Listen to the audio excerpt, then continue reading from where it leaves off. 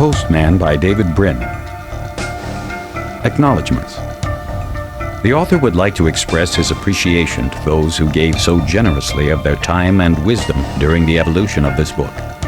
Dean Ing, Diane and John Brizzolara, Astrid Anderson, Greg Baer, Mark Greigier, Douglas Bolger, Kathleen Retz, Conrad Halling, Patty Harper, Don Coleman, Sarah Barter, and Dr. James Arnold all contributed helpful comments.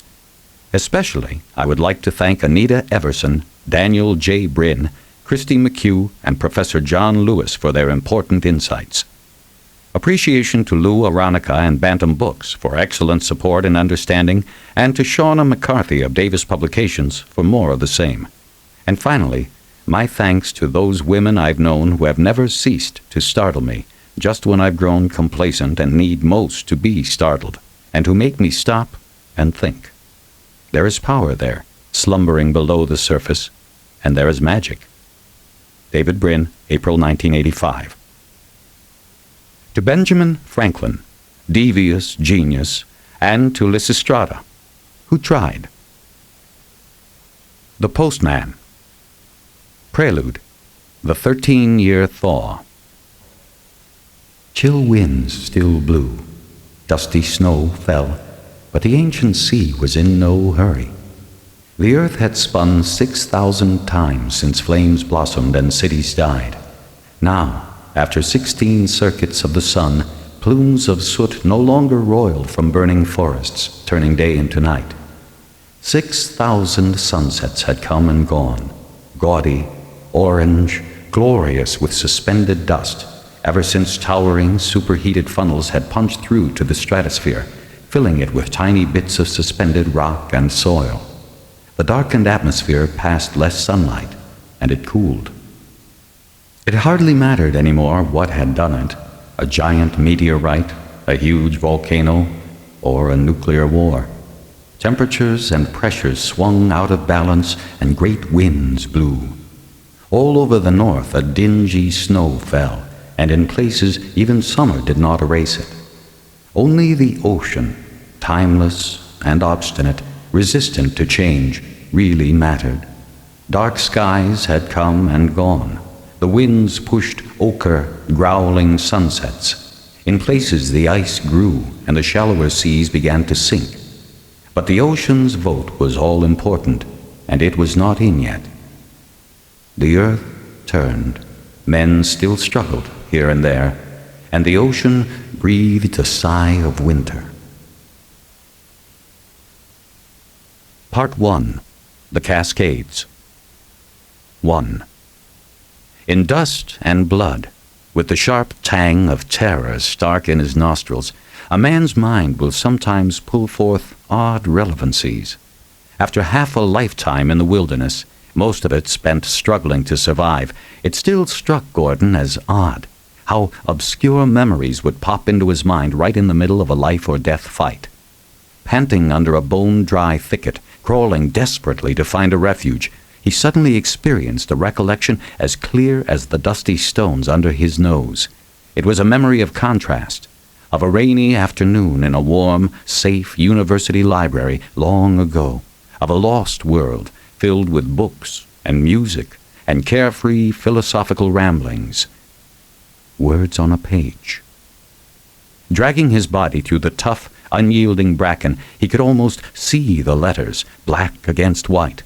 And although he couldn't recall the obscure author's name, the words came back with utter clarity. Short of death itself, there is no such thing as a total defeat. There is never a disaster so devastating that a determined person cannot pull something out of the ashes by risking all that he or she has left.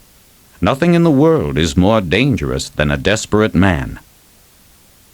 Gordon wished the long-dead writer were here right now, sharing his predicament. He wondered what Pollyannish glow the fellow might find around this catastrophe. Scratched and torn from his desperate escape into this dense thicket, he crawled as quietly as he could, stopping to lay still and squeeze his eyes shut whenever the floating dust seemed about to make him sneeze. It was slow, painful progress, and he wasn't even sure where he was headed. Minutes ago, he had been as comfortable and well-stocked as any solitary traveler could hope to be these days. Now, Gordon was reduced to not much more than a ripped shirt, faded jeans, and camp moccasins, and the thorns were cutting them all to bits. A tapestry of fiery pain followed each new scratch down his arms and back. But in this awful, bone-dry jungle, there was nothing to do but crawl onward and pray his twisting path did not deliver him back to his enemies, to those who had effectively killed him already. Finally, when he had come to think the hellish growth would never end, an opening appeared ahead. A narrow cleft split the brush and overlooked a slope of tumbled rock. Gordon pulled free of the thorns at last, rolled over onto his back, and stared up at the hazy sky, grateful simply for air that wasn't foul with the heat of dry decay. "Welcome to Oregon," he thought bitterly. "And I thought Idaho was bad." He lifted one arm and tried to wipe the dust out of his eyes. Or is it that I'm simply getting too old for this sort of thing? After all, he was over 30 now, beyond the typical life expectancy of a post-Holocaust traveler. Oh, Lord, I wish I was home again. He wasn't thinking of Minneapolis. The prairie today was a hell he had struggled for more than a decade to escape. No, home meant more to Gordon than any particular place. A hamburger, a hot bath, music, methylate, a cool beer. As his labored breathing settled, other sounds came to the fore. The all-too-clear noise of happy looting. It rose from 100 feet or so down the mountainside. Laughter as the delighted robbers tore through Gordon's gear. A few friendly neighborhood cops, Gordon added, still cataloging the amenities of a world long gone. The bandits had caught him off guard as he sipped elderberry tea by a late afternoon campfire. From that first instant, as they charged up the trail straight at him, it had been clear that the hot-faced men would as soon kill Gordon as look at him. He hadn't waited for them to decide which to do. Throwing scalding tea into the face of the first bearded robber, he dove right into the nearby brambles. 2 gunshots had followed him, and that was all. Probably his carcass wasn't worth as much to the thieves as an irreplaceable bullet. They already had all his goods anyway. Or so they probably think. Gordon's smile was bitterly thin as he sat up carefully, backing along his rocky perch until he felt sure he was out of view of the slope below. He plucked his travel belt free of twigs and drew the half-full canteen for a long, desperately needed drink. Bless you, paranoia, he thought. Not once since the Doom War had he ever allowed the belt more than 3 feet from his side. It was the only thing he had been able to grab before diving into the brambles. The dark gray metal of his .38 revolver shone even under a fine layer of dust as he drew it from its holster. Gordon blew on the snub-nosed weapon and carefully checked its action. Soft clicking testified in understated eloquence to the craftsmanship and deadly precision of another age. Even in killing, the old world had made well. Especially in the art of killing, Gordon reminded himself. Raucous laughter carried up from the slope below. Normally, he traveled with only 4 rounds loaded. Now he pulled 2 more precious cartridges from a belt pouch and filled the empty chambers under and behind the hammer. Firearm safety was no longer a major consideration, especially since he expected to die this evening anyway. 16 years chasing a dream, Gordon thought. First, that long, futile struggle against the collapse, then scratching to survive through the 3-year winter, and finally more than a decade of moving from place to place, dodging pestilence and hunger, fighting goddamned hole-nests and packs of wild dogs, half a lifetime spent as a wandering Dark Age minstrel, play-acting for meals in order to make it one day more while I searched for some place. Gordon shook his head. He knew his own dreams quite well. They were a fool's fantasies and had no place in the present world. For some place where someone was taking responsibility. He pushed the thought aside. Whatever he had been looking for, His long seeking seemed to have ended here, in the dry, cold mountains of what had once been eastern Oregon. From the sounds below, he could tell that the bandits were packing up, getting ready to move off with their plunder. Thick patches of desiccated creeper blocked Gordon's view downslope through the ponderosa pines, but soon a burly man in a faded plaid hunting coat appeared from the direction of his campsite, moving northeast on a trail leading down the mountainside. The man's clothing confirmed what Gordon remembered from those blurred seconds of the attack. At least his assailants weren't wearing army surplus camouflage, the trademark of Holm survivalists. They must be just regular run-of-the-mill, may they please roast in hell bandits. If so, then there was a sliver of a chance the plan, glimmering in his mind, just might accomplish something. Perhaps. The first bandit had Gordon's all-weather jacket tied around his waist. In his right arm, he cradled the pump shotgun Gordon had carried all the way from Montana. "Come on!" the bearded robber yelled back up the trail. "That's enough gloating. Get that stuff together and move it." The leader, Gordon decided. Another man, smaller and more shabby, hurried into view carrying a cloth sack and a battered rifle. "Boy, what a haul! We ought to celebrate. When we bring this stuff back, can we have all the shine we want, Jazz?" The small robber hopped like an excited bird. "Boy, Sheba and the girls will bust when they hear about that little rabbit we drove off into the briar patch. I never seen anything run so fast." He giggled. Gordon frowned at the insult added to injury. It was the same nearly everywhere he had been, a post-Holocaust callousness to which he'd never grown accustomed, even after all this time.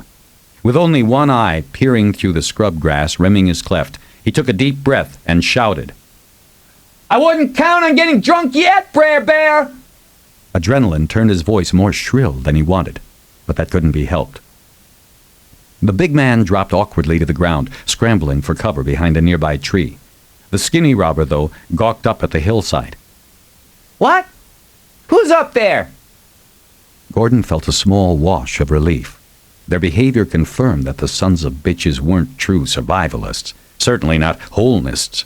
If they had been, he'd probably be dead by now.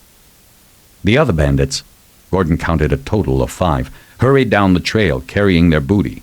"Get down!" their leader commanded from his hiding place. Scrawny seemed to wake up to his exposed position and hurried to join his comrades behind the undergrowth. All except one robber, a sallow-faced man with salt and pepper sideburns, wearing an alpine hat. Instead of hiding, he moved forward a little, chewing a pine needle and casually eyeing the thicket. "Why bother?" he asked calmly.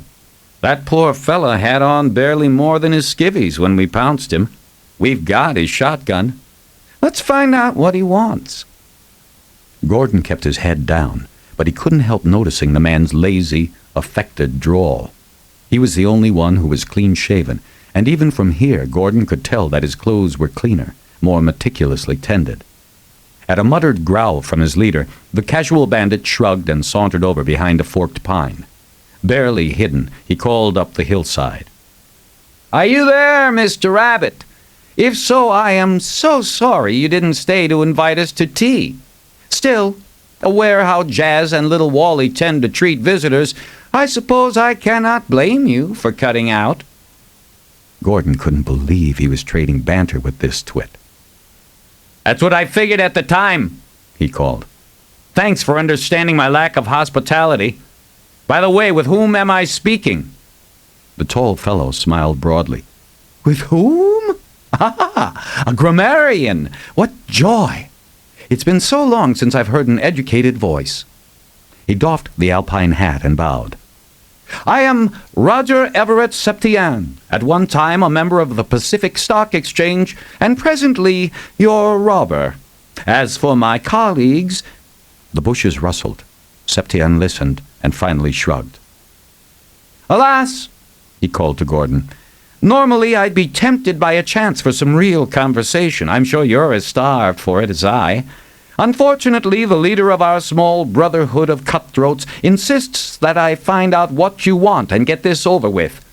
So, speak your piece, Mr. Rabbit. We are all ears." Gordon shook his head. The fellow obviously classed himself a wit, but his humor was fourth-rate even by post-war standards. "I notice you fellows aren't carrying all of my gear.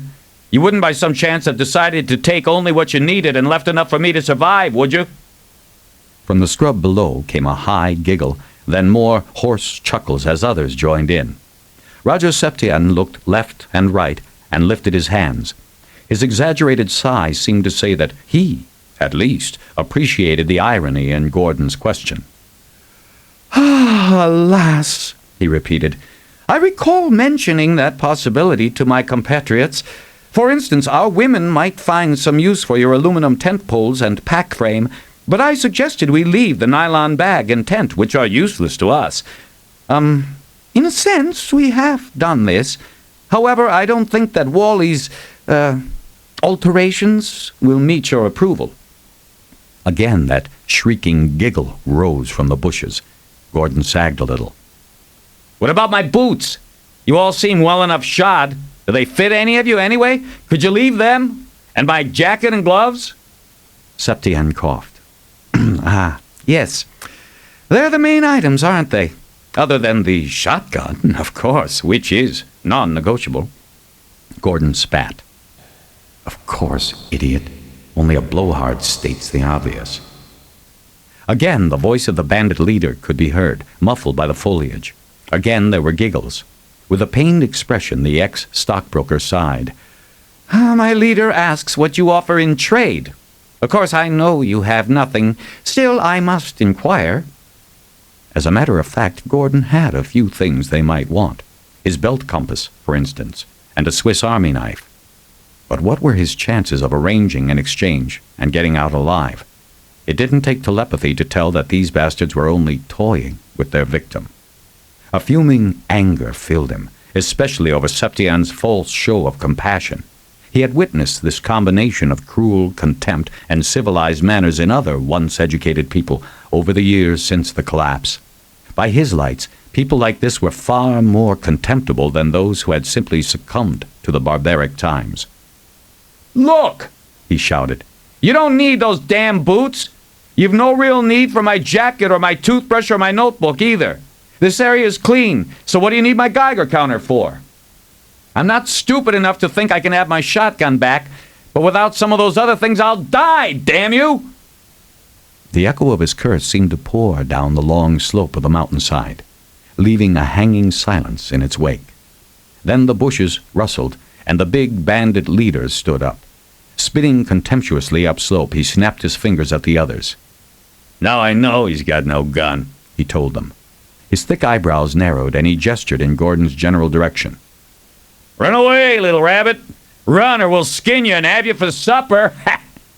He hefted Gordon's shotgun, turned his back, and sauntered casually down the trail.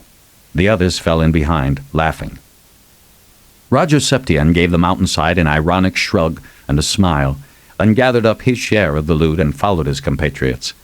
They disappeared around a bend in the narrow forest path, but for minutes afterward Gordon heard the softly diminishing sound of someone happily whistling. "You imbecile!" Weak as his chances had been, he had spoiled them completely by appealing to reason and charity. In an era of tooth and claw, nobody ever did that except out of impotence. The bandit's uncertainty had evaporated just as soon as he foolishly asked for fair play.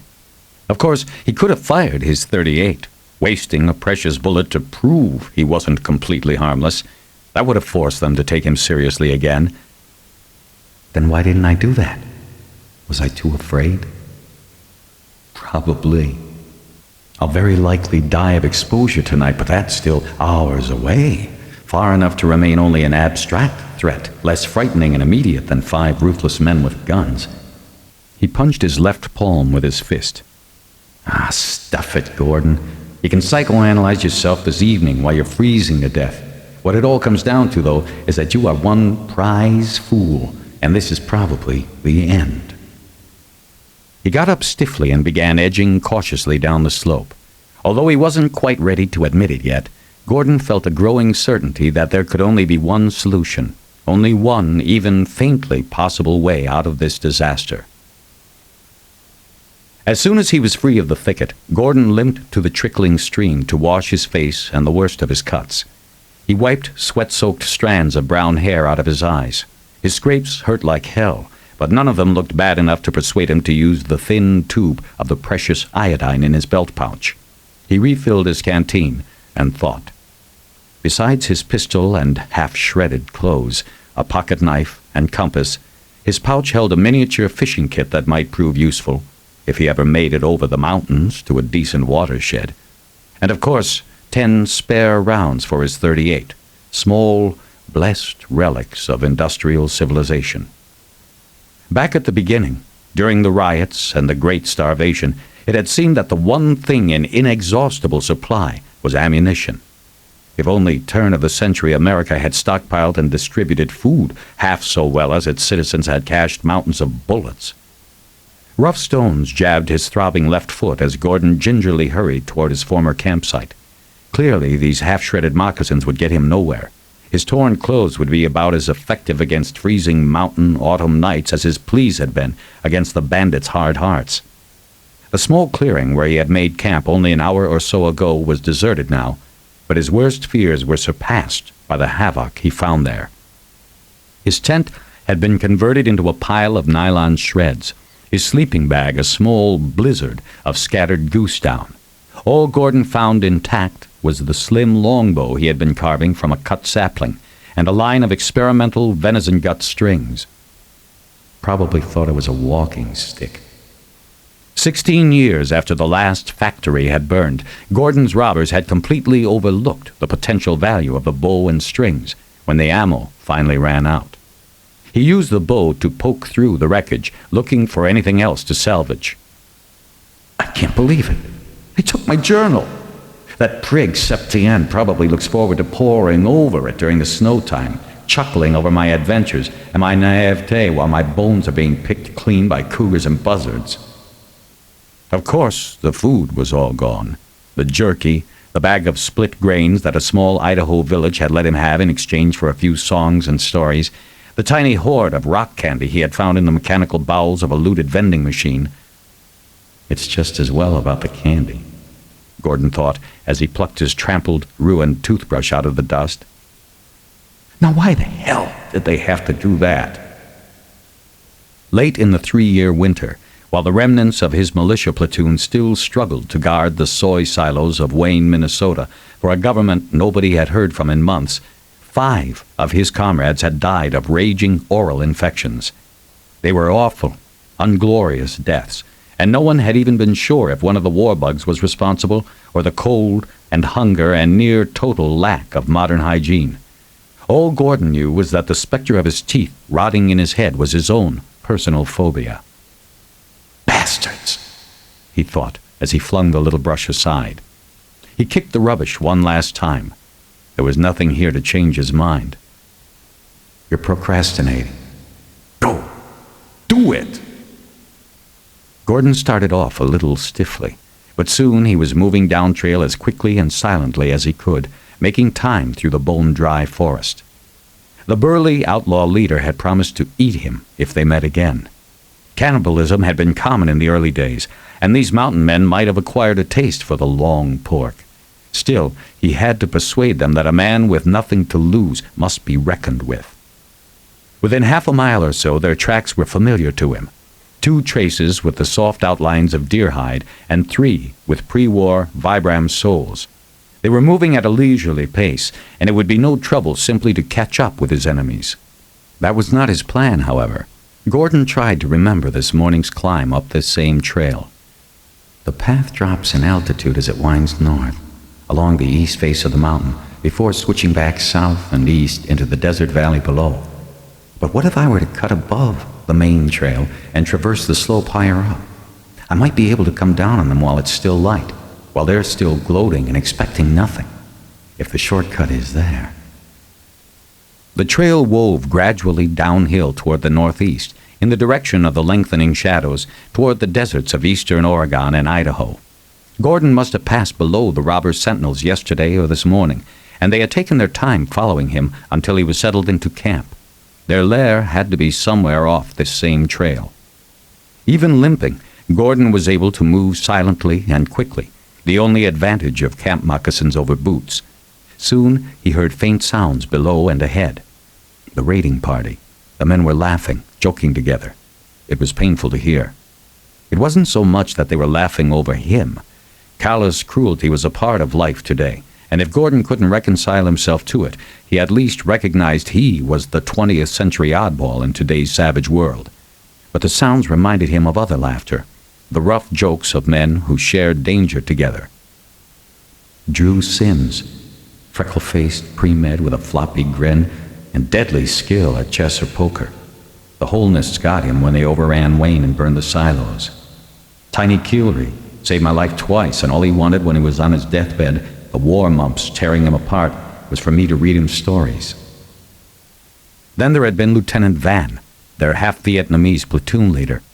Gordon had never known until it was too late that the lieutenant was cutting his own rations and giving them to his men. He asked, at the end, to be buried in an American flag. Gordon had been alone for so long. He missed the company of such men almost as much as the friendship of women. Watching the brush on his left, he came to an opening that seemed to promise a sloping track, a shortcut perhaps, to the north, across the mountain face. The rust-dry scrub crackled as he left the path and broke his own trail. Gordon thought he remembered the perfect site for a bushwhack, a switchback that passed under a high, stony horseshoe. A sniper might find a place a little way above that rocky outcrop, within point-blank range of anyone hiking along the hairpin. If I can just get there first. He might pin them down by surprise and force them to negotiate. That was the advantage in being the one with nothing to lose. Any sane bandit would prefer to live and rob another day. He had to believe they would part with boots, a jacket, and some food against the risk of losing one or two of their band. Gordon hoped he would not have to kill anybody. Oh, grow up, please. His worst enemy over the next few hours could be his archaic scruples. Just this once, be ruthless. The voices on the trail faded as he cut across the slope of the mountain. Several times he had to detour around jagged gullies or scabrous patches of ugly bramble. Gordon concentrated on finding the quickest way toward his rocky ambuscade. Have I gone far enough? Grimly, he kept on. According to imperfect memory, the switchback he had in mind came only after a long sweep northward along the east face of the mountain. A narrow animal track let him hurry through the pine thickets, pausing frequently to check his compass. He faced a quandary. To stand a chance of catching his adversaries, he had to stay above them. Yet if he kept too high, he might go right past his target without knowing it. And twilight was not long away. A flock of wild turkeys scattered as he jogged into a small clearing. Of course, the thinned human population probably had something to do with the return of wildlife, but it was also one more sign that he had come into better watered country than the arid lands of Idaho. His bow might someday prove useful, should he live long enough to learn to use it. He angled downslope, beginning to get worried. Surely by now the main trail was quite a bit below him, if it hadn't already switched back a few times. It was possible he had already gone too far north. At last, Gordon realized the game path was turning inexorably westward. It appeared to be rising again as well, toward what looked like another gap in the mountains, shrouded in late afternoon mist. He stopped a moment to catch his breath and his bearings. Perhaps this was yet another pass through the cold, semi-arid Cascade Range, leading eventually into the Willamette River Valley and thence the Pacific Ocean. His map was gone, but he knew that at most a couple weeks' walk in that direction ought to bring him to water, shelter, fishing streams, game to hunt, and maybe some people trying to put something right in the world again. The sunlight through that high fringe of clouds was like a luminous halo, akin to the dimly remembered sky glow of city lights, a promise that had led him ever onward from the Midwest, searching. The dream, hopeless as he knew it was, simply would not go away. Gordon shook his head. For certain there would be snow in that range, and cougars, and starvation. There could be no turning away from his plan, not if he wanted to live. He tried hard to cut down slope, but the narrow game paths kept forcing him north and westward. The switchback had to be behind him by now. But the thick, dry undergrowth diverted him farther into the new pass. In his frustration, Gordon almost missed the sound. But then he stopped suddenly, listening. Were those voices? A steep ravine opened up the forest just ahead. He hurried toward it until he could see the outlines of this mountain and others in the chain, wrapped in a thick haze, amber high on their westward flanks and darkening purple where the sun no longer shone. The sounds seemed to be coming from below, to the east, and yes, they were voices. Gordon searched and made out the snake-like line of a trail on the mountain's flank. Far off, he caught a brief flash of color, moving slowly upward through the woods. The bandits. But why were they moving uphill again? They couldn't be. Unless Gordon was already far north of the trail he had taken the day before. He must have missed the ambush site altogether and come out above a side path. The bandits were climbing a fork he had failed to notice yesterday, one leading up into this pass rather than the one he had been caught in. This must be the way to their base. Gordon looked up the mountain. Yes, he could see how a small hollow could fit over to the west on a shoulder near the lesser-used pass. It would be defensible and very hard to discover by chance. Gordon smiled grimly and turned west as well. The ambush was a lost opportunity, but if he hurried, he could beat the bandits home, perhaps get a few minutes to steal what he needed, food, clothes, something to carry them in. And if the hideout wasn't deserted, well, maybe he could take their women hostage and try to cut a deal. Yeah, that's lots better, like holding a ticking bomb beats jogging with nitroglycerin.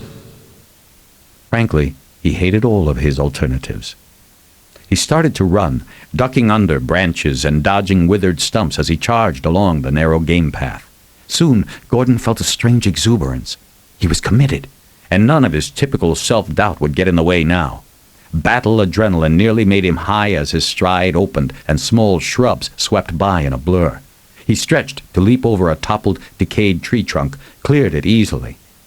Landing sent sharp pain lancing up his left leg as something stabbed him through the flimsy moccasins. He sprawled face first into the gravel of a dry stream bed.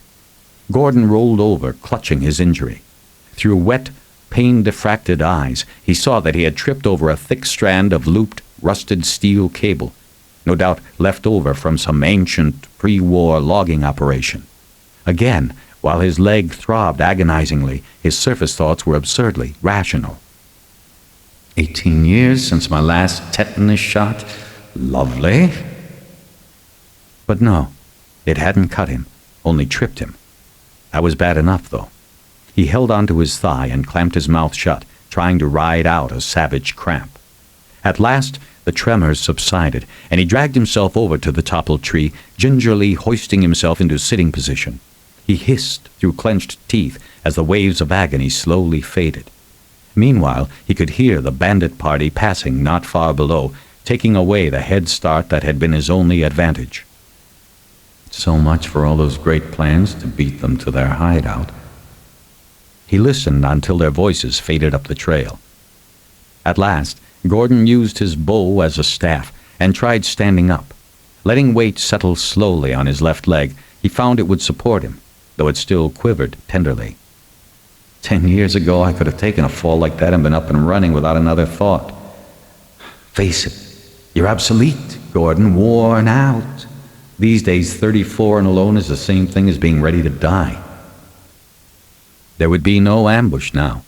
He couldn't even chase the bandits, not all the way up to that notch in the mountain.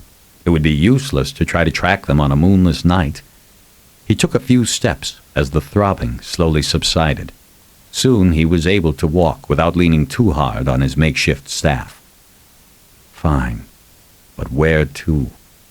Perhaps he should spend the remaining daylight looking for a cave, a pile of pine needles, anything to give him a chance to live through the night.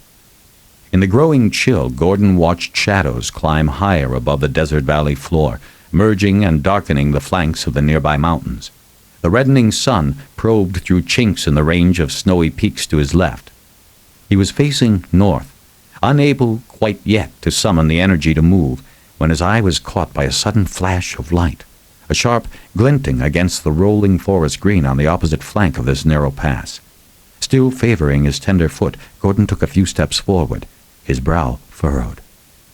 The forest fires that had seared so much of the dry Cascades had spared the thick forests on that part of the mountainside. And yes, something across the way was catching the sunlight like a mirror. From the folds in the hillsides, he guessed that the reflection could only be seen from this very spot, and only in the late afternoon. So he had guessed wrong. The bandits' roost wasn't in that hollow higher up in the pass to the west, after all, but much closer. Only a stroke of luck had given it away. "So you're giving me clues now?" "Now?" he accused the world. "I don't have enough troubles as it is without being offered straws to grasp at?" Hope was an addiction. It had driven him westward for half his life. Moments after all but giving up, Gordon found himself piecing together the outlines of a new plan.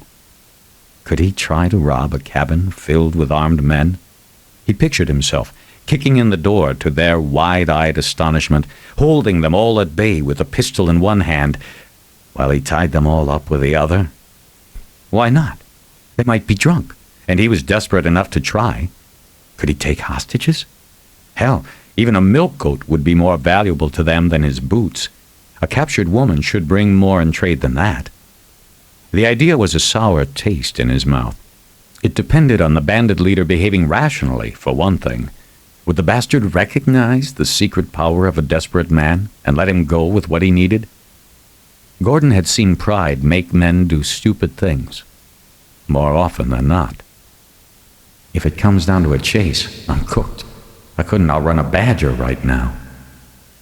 He eyed the reflection across the pass and decided he had very little choice after all. It was slow going from the first. His legs still ached, and he had to stop every 100 feet or so to scan merging and crisscrossing trails for his enemy's spoor. He also found he was checking shadows as potential ambushes and made himself quit. These men weren't holenists. Indeed, they seemed lazy. Gordon guessed that their pickets would be close to home if they maintained any at all. As the light faded, the footprints were lost in the gravelly soil, but Gordon knew where he was going. The glinting reflection could no longer be seen, but the ravine on the opposite shoulder of the mountain saddle was a dark, tree-lined V silhouette. He chose a likely path and hurried ahead. It was growing dark quickly. A stiff, cold breeze blew damply off the misty heights. Gordon limped up a dry stream bed and leaned on his staff as he climbed a set of switchbacks. Then, when he guessed he was within a quarter-mile of his goal, the path suddenly failed. He kept his forearms up to protect his face while he tried to move quietly through the dry undergrowth. He fought down a lingering, threatening urge to sneeze in the floating dust. Chilly night fog was flowing down the mountainsides. Soon the ground would shimmer with faintly luminous ground frost. Still, Gordon shivered less from the cold than from nerves. He knew he was getting close. One way or another, he was about to have an encounter with death. In his youth, he had read about heroes, historical and fictional. Nearly all of them, when the time came for action, seemed able to push aside their personal burdens of worry, confusion, angst, for at least the time when action impended. But Gordon's mind didn't seem to work that way. Instead, it just filled with more and more complexities, a turmoil of regrets. It wasn't that he had doubts about what had to be done. By every standard he lived by, this was the right thing to do. Survival demanded it. And anyway, if he was to be a dead man, at least he could make the mountains a little safer for the next wayfarer by taking a few of the bastards with him. Still, the nearer he drew to the confrontation, the more he realized that he hadn't wanted his dharma to come to this. He did not really wish to kill any of these men. It had been this way even as, with Lieutenant Van's little platoon, he had struggled to help maintain a peace and a fragment of a nation that had already died. And afterward, he had chosen the life of a minstrel, a traveling actor and laborer, partly in order to keep moving, searching for a light somewhere. A few of the surviving post-war communities were known to accept outsiders as new members. Women were always welcome, of course, but some accepted new men. And yet there was so often a catch. A new male frequently had to dual kill for the right to sit at a communal table, or bring back a scalp from a feuding clan to prove his prowess. There were few real Holnists anymore in the Plains and Rockies, but many survivor outposts he had encountered nevertheless demanded rituals of which Gordon wanted no part. And now here he was, counting bullets, a part of him coldly noting that, if he made them count, there were probably enough for all the bandits. Another sparse berry thicket blocked his path. What the patch lacked in fruit, it made up for in thorns. This time, Gordon moved along its edge, carefully picking his way in the gathering gloom. His sense of direction, honed after 14 years of wandering, was automatic. He moved silently, cautious without rising above the maelstrom of his own thoughts.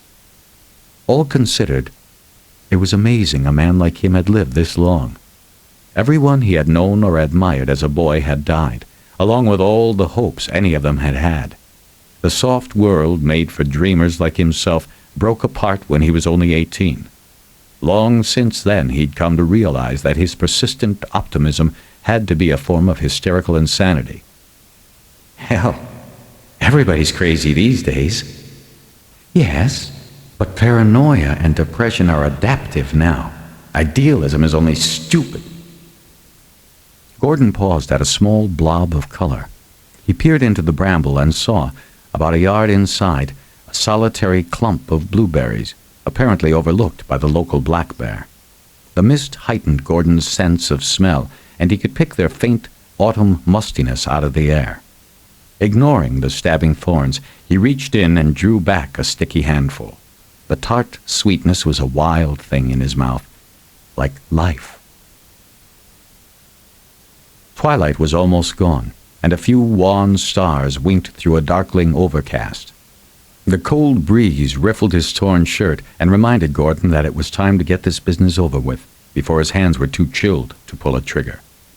He wiped the stickiness on his pants as he rounded the end of the thicket, and there, suddenly, 100 feet or so away it seemed, a broad pane of glass glinted at him in the dim sky glow. Gordon ducked back behind the thorns. He drew his revolver and held his right wrist with his left hand until his breathing settled. Then he checked the pistol's action. It clicked quietly in an almost gentle, mechanical complacency. The spare ammo was heavy in his breast pocket. A hazard to quick or forceful motion, the thicket yielded as he settled back against it, heedless of a few more little scratches. Gordon closed his eyes and meditated for calm and, yes, for forgiveness. In the chilly darkness, the only accompaniment to his breathing was the rhythmic ratchet of the crickets. A swirl of cold fog blew around him. No, there's no other way. He raised his weapon and swung around. The structure looked distinctly odd. For one thing, the distant patch of glass was dark. That was queer, but stranger still was the silence.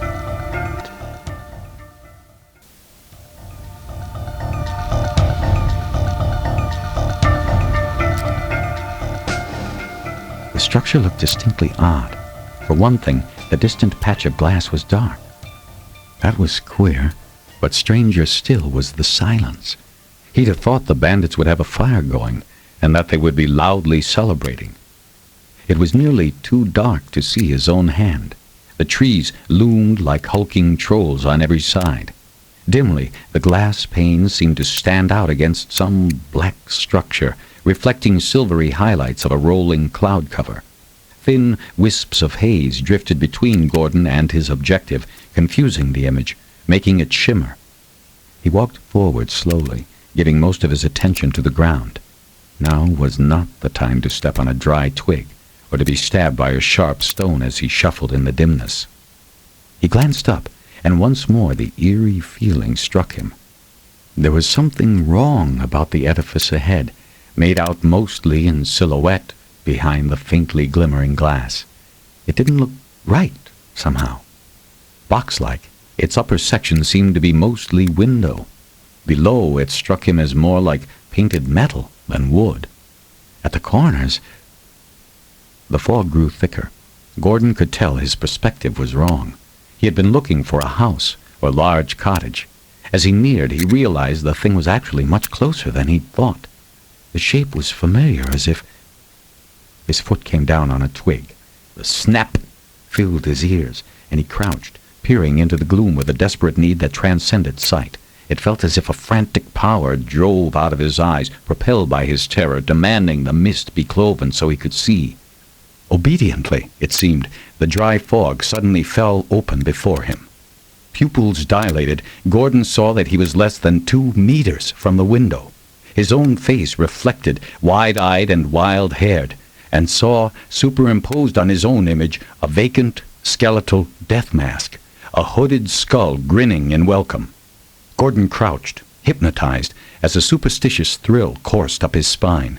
He was unable to bring his weapon to bear, unable to cause his larynx to make sound. The haze swirled as he listened for proof that he had really gone mad, wishing with all his might that the death's head was an illusion. Alas, poor Gordon! The sepulchral image overlay his reflection and seemed to shimmer a greeting. Never in all these awful years had death, owner of the world, manifested to him as a specter. Gordon's numbed mind could think of nothing but to attend the Elsinorian figure's bidding. He waited, unable to take his gaze away or even to move. The skull and his face and the skull. The thing had captured him without a fight, and now seemed content to grin about it. At last, it was something as mundane as a monkey reflex that came to Gordon's aid. No matter how mesmerizing, how terrifying, no unchanging sight can keep a man riveted forever. Not when it seemed that nothing at all was happening, nothing changing.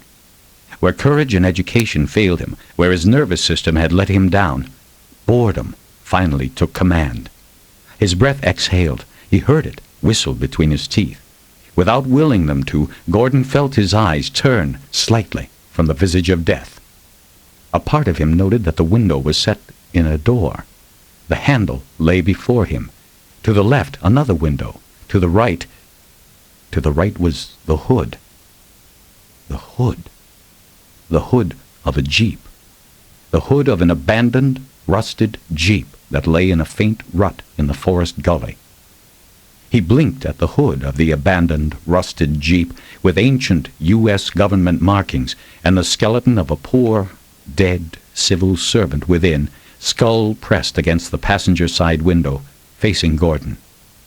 The strangled sigh he let out felt almost ectoplasmic.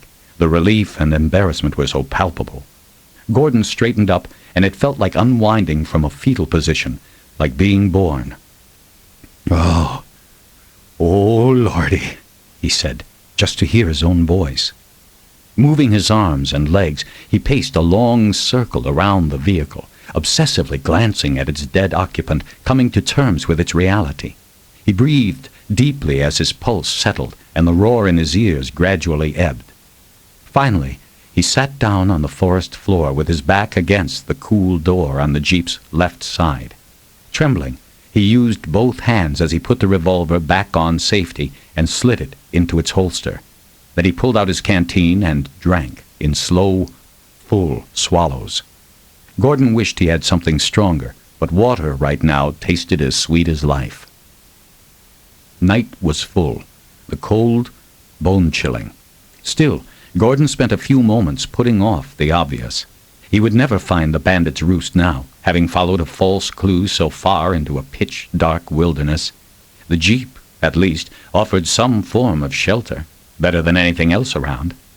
He hauled himself up and placed his hand on the door lever, calling up motions that had once been second nature to 200 million of his countrymen, and which, after a stubborn moment, forced the latch to give. The door let out a loud screech as he pulled hard and forced it open.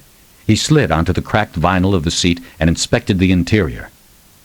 The jeep was one of those reversed, driver-on-the-right types the post office had used back in the once-upon-a-time of before the Doom War. The dead mailman, what was left of him, was slumped over on the far side. Gordon avoided looking at the skeleton for the moment. The storage area of the truck was nearly full with canvas sacks. The smell of old paper filled the small cabin at least as much as the faded odor of the mummified remains. With a hopeful oath, Gordon snatched up a metal flask from the shift well. It sloshed. To have held liquid for 16 years or more, it had to be well sealed. Gordon swore as he twisted and pried at the cap. He pounded it against the door frame, then attacked it again. Frustration made his eyes tear, but at last he felt the cap give. Soon he was rewarded with a slow, rough turning, and then the heady, distantly familiar aroma of whiskey. Maybe I've been a good boy after all. Maybe there is indeed a God. He took a mouthful and coughed as the warming fire streamed down. 2 more small swallows, and he fell back against the seat, breathing almost a sigh. He wasn't ready yet to face removing the jacket draped over the skeleton's narrow shoulders. Gordon grabbed sacks bearing the imprint U.S. Postal Service and piled them about himself. Leaving a narrow opening in the door to let in fresh mountain air, he burrowed under the makeshift blankets with his bottle.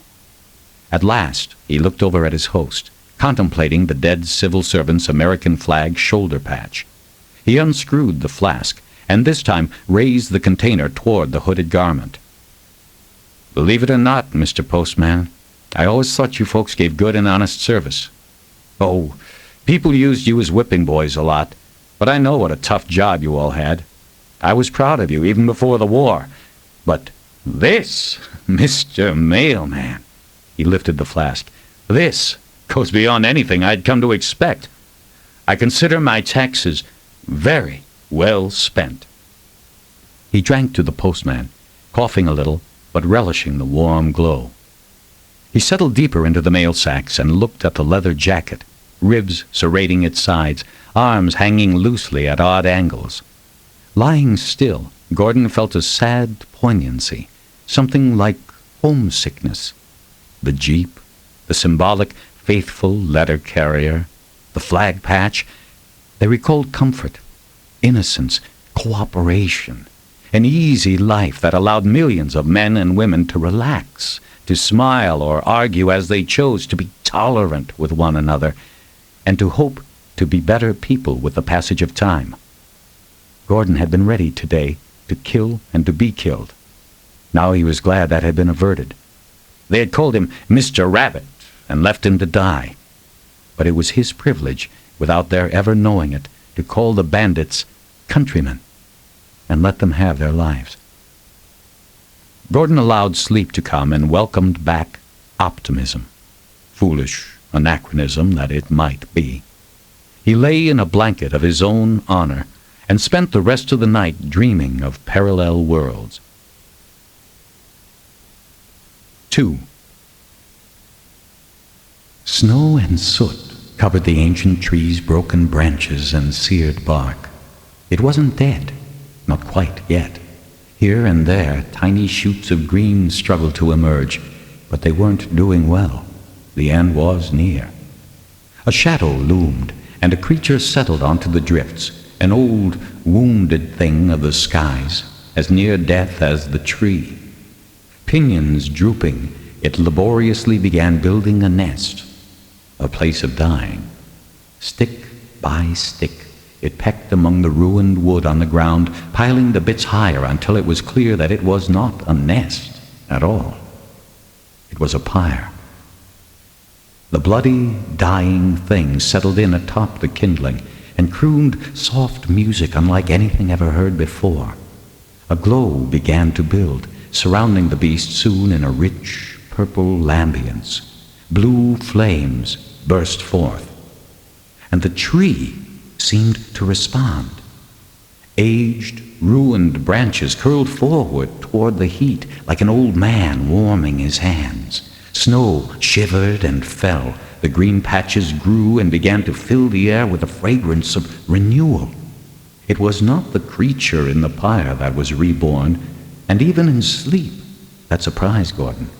The great bird was consumed, leaving only bones. But the tree blossomed, and from its flowering branches, things uncurled and drifted off into the air. He stared in wonderment when he saw that they were balloons, airplanes, and rocket ships. Dreams. They floated away in all directions, and the air was filled with hope. 3. A camp robber bird, looking for blue jays to chase, landed on the Jeep's hood with a hollow thump. It squawked, once for territoriality and once for pleasure, then began poking through the thick detritus with its beak. Gordon awakened to the tapping sound. He looked up, bleary-eyed, and saw the gray-flanked bird through the dust-smeared window. It took him moments to remember where he was. The glass windshield, the steering wheel, the smell of metal and paper, all felt like a continuation of one of the night's most vivid dreams, a vision of the old days before the war. He sat dazedly for a few moments, sifting through feelings, while the sleep images unraveled and drifted away, out of grasp. Gordon rubbed his eyes and presently began to consider his situation.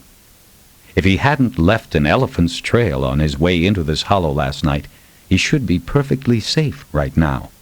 The fact that the whiskey had lain here untouched for 16 years obviously meant the bandits were lazy hunters. They had their traditional stalks and blinds and had never bothered fully to explore their own mountain. Gordon felt a bit thick-headed. The war had begun when he was 18, a college sophomore, and since then there had been little chance to build a tolerance to 80-proof liquor. Added to yesterday's series of traumas and adrenaline rushes, the whiskey had left him cotton-mouthed and scratchy behind the eyelids. He regretted his lost comforts as much as ever. There would be no tea this morning, nor a damp washcloth or venison jerky for breakfast, no toothbrush. Still, Gordon tried to be philosophical. After all, he was alive. He had a feeling there would be times when each of the items stolen from him would be missed most of all. With any luck, the Geiger counter wouldn't fall into that category. Radiation had been one of his main reasons for going ever westward since leaving the Dakotas. He had grown tired of walking everywhere a slave to his precious counter, always afraid it would be stolen or would break down. Rumor had it that the West Coast had been spared the worst of the fallout, suffering more, instead, from plagues wind-borne from Asia. That had been the way with that strange war. Inconsistent, chaotic, it had stopped far short of the spasm everyone had predicted. Instead, it was more like a shotgun blast of one mid-scale catastrophe after another. By itself, any one of the disasters might have been survivable. The initial techno-war at sea and in space might not have been so terrible had it remained contained and not spilled over onto the continents. The diseases weren't as bad as in the Eastern Hemisphere, where the enemy's weapons went out of control in his own populace. They probably wouldn't have killed so many in America had the fallout zones not pushed crowds of refugees together and ruined the delicate network of medical services. And the starvation might not have been so awful had terrified communities not blocked rails and roads to keep out the germs. As for the long-dreaded atom, only a tiny fraction of the world's nuclear arsenals were used before the Slavic resurgence collapsed from within and the unexpected victory was declared. Those few score bombs were enough to trigger the 3-year winter, but not a century-long night that might have sent man the way of the dinosaurs. For weeks, it appeared that a great miracle of restraint had saved the planet. So it seemed. And indeed, even the combination, a few bombs, some bugs, and 3 poor harvests, would not have been enough to ruin a great nation, and with it a world. But there was another illness, a cancer from within. Damn you forever, Nathan Holm, Gordon thought. Across a dark continent, it was a common litany. He pushed aside the mail sacks. Ignoring the morning chill, he opened his left belt pouch and pulled out a small package wrapped in aluminum foil, coated with melted wax. If there ever had been an emergency, this was one. Gordon would need energy to get through the day. A dozen cubes of beef bouillon were all he had, but they would have to do. Washing down a bitter, salty chunk with a swig from his canteen, Gordon kicked open the left door of the Jeep, letting several sacks tumble out onto the frosted ground. He turned to his right and looked at the muffled skeleton that had quietly shared the night with him. "Mr. Postman, I'm going to give you as close to a decent burial as I can manage with my bare hands. I know that's not much payment for what you've given me, but it's all I can offer." He reached over the narrow, bony shoulder and unlocked the driver's door. His moccasins slipped on the icy ground as he got out and stepped carefully around to the other side of the Jeep. At least it didn't snow last night. It's so dry up here that the ground ought to thaw enough for digging in a little while. The rusty right-hand door groaned as he pulled. It was tricky, catching the skeleton in an emptied mail sack as it pitched forward. Gordon somehow managed to get the bundle of clothes and bones laid out on the forest floor. He was amazed at the state of preservation. The dry climate had almost mummified the postman's remains, giving insects time to clean up without much mess. The rest of the Jeep appeared to have been free from mold for all these years. First, he checked the mailman's apparel. Funny. Why was he wearing a paisley shirt under his jacket? The garment, once colorful but now faded and stained, was a total loss. But the leather jacket was a wonderful find. If big enough, it would improve his chances immeasurably. The footgear looked old and cracked, but perhaps serviceable. Carefully, Gordon shook out the gruesome, dry remnants and laid the shoes against his feet. Maybe a bit large. But then, anything would be better than ripped camp moccasins. Gordon slid the bones out onto the mail sack with as little violence as he could manage, surprised at how easy it was.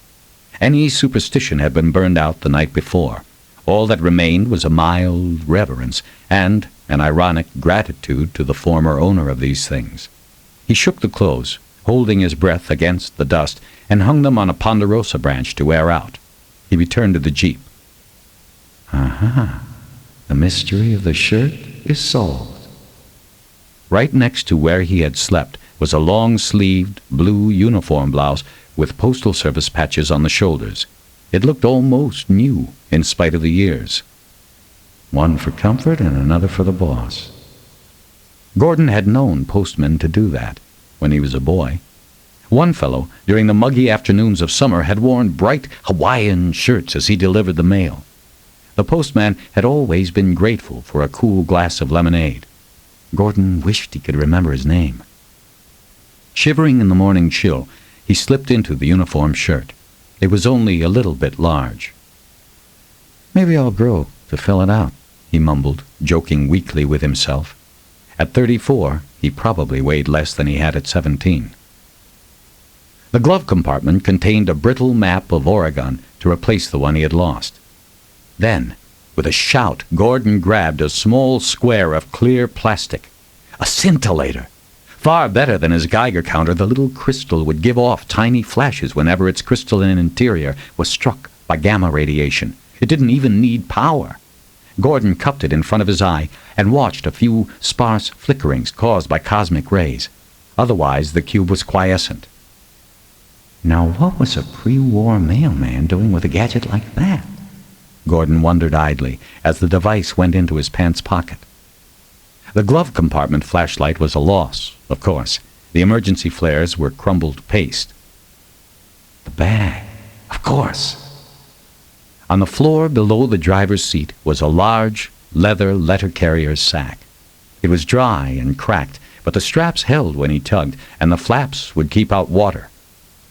It wouldn't come close to replacing his lost Kelty, but the bag would be a vast improvement over nothing at all. He opened the main compartment, and bundles of aged correspondence spilled out, breaking into scattered piles as brittle rubber bands snapped apart. Gordon picked up a few of the nearest pieces. From the mayor of Bend, Oregon, to the chairman of the School of Medicine, University of Oregon, Eugene. Gordon intoned the address as though he were playing Polonius. He flipped through more letters. The addresses sounded pompous and archaic. Dr. Franklin Davis of the small town of Gilchrist sends, with the word urgent printed clearly on the envelope, a rather bulky letter to the Director of Regional Disbursement of Medical Supplies, no doubt pleading priority for his requisitions. Gordon's sardonic smile faded into a frown as he turned over one letter after another. Something was wrong here. He had expected to be amused by junk mail and personal correspondence, but there didn't seem to be a single advertisement in the bag. And while there were many private letters, most of the envelopes appeared to be on one or another type of official stationery. Well, there wasn't time for voyeurism anyway. He'd take a dozen or so letters for entertainment and use the backsides for his new journal. He avoided thinking about the loss of the old volume. 16 years, tiny scratchings, now doubtless being perused by that one-time stockbroker robber. It would be read and preserved, he was sure, along with the tiny volumes of verse he had carried in his pack, or he had misread Roger Septien's personality. Someday he would come and get them back. What was a U.S. Postal Service Jeep doing out here anyway? And what had killed the postman? He found part of his answer around at the back of the vehicle. Bullet holes in the tailgate window, well grouped midway up the right side. Gordon looked over to the Ponderosa. Yes, the shirt and the jacket each had 2 holes in the back of the upper chest area. The attempted hijacking or robbery could not have been pre-war. Mail carriers were almost never attacked, even in the late 80s Depression riots, before the golden age of the 90s. Besides, a missing carrier would have been searched for until found. So, the attack took place after the 1-week war. But what was a mailman doing, driving alone through the countryside after the United States had effectively ceased to exist? How long afterward had this happened? The fellow must have driven off from his ambush, seeking obscure roads and trails to get away from his assailants. Maybe he didn't know the severity of his wounds, or simply panicked. But Gordon suspected that there was another reason the letter carrier had chosen to weave in and out of blackberry thickets to hide deep in forest depths. He was protecting his cargo, Gordon whispered. He measured the chance he'd black out on the road against the possibility of getting to help, and decided to cache the mail rather than try to live. So, this was a bona fide post-war postman, a hero of the flickering twilight of civilization. Gordon thought of the old-time ode of the mails, neither sleet nor hail, and wondered at the fact that some had tried this hard to keep the light alive. That explained the official letters and the lack of junk mail. He hadn't realized that even a semblance of normality had remained for so long. Of course, a 17-year-old militia recruit was unlikely to have seen anything normal. Mob rule and general looting in the main disbursement centers had kept armed authority busy and attrited until the militia finally vanished into the disturbances it had been sent to quell. If men and women elsewhere were behaving more like human beings during those months of horror, Gordon never witnessed it. The brave story of the postman only served to depress Gordon. This tale of struggle against chaos by mayors and university professors and postmen had a what-if flavor that was too poignant for him to consider for long. The tailgate opened reluctantly after some prying. Moving mail sacks aside, he found the letter carrier's hat with its tarnished badge, an empty lunchbox, and a valuable pair of sunglasses lying in thick dust atop a wheel well. A small shovel, intended to help free the Jeep from road ruts, would now help to bury the driver.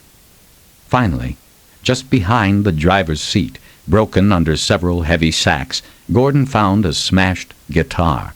A large caliber bullet had snapped its neck. Near it, a large, yellowed plastic bag held a pound of desiccated herbs that gave off a strong, musky odor. Gordon's recollection hadn't faded enough to forget the aroma of marijuana.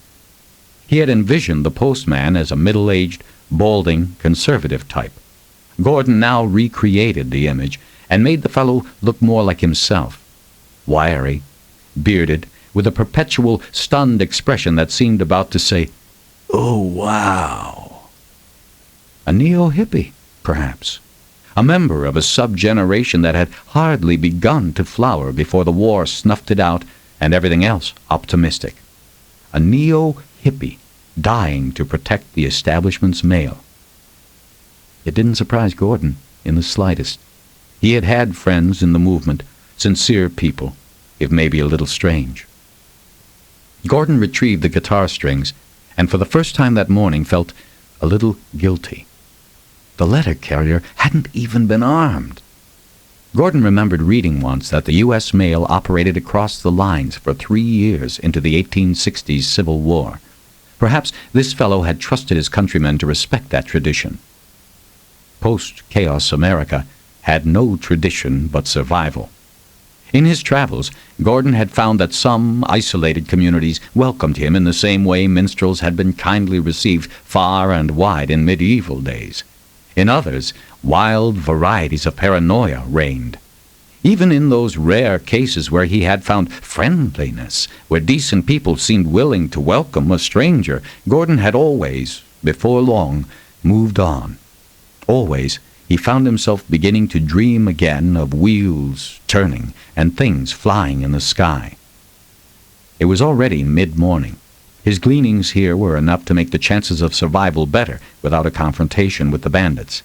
The sooner he was over the pass then, and into a decent watershed, the better off he would be. Right now, nothing would serve him half so well as a stream, somewhere out of the range of the bandit gang, where he could fish for trout to fill his belly. One more task here. He hefted the shovel. Hungry or not, you owe the guy this much. He looked around for a shady spot with soft earth to dig in, and a view. 4. They said, "Fear not, Macbeth, till Burnham Wood comes to Dunsinane. And now a wood comes to Dunsinane. Arm yourselves. If this is what the witch spoke of, that thing out there, there'll be no running or hiding here." Gordon clutched his wooden sword, contrived from planking and a bit of tin. He motioned to an invisible aide-de-camp. "I'm getting weary of the sun and wish the world were undone.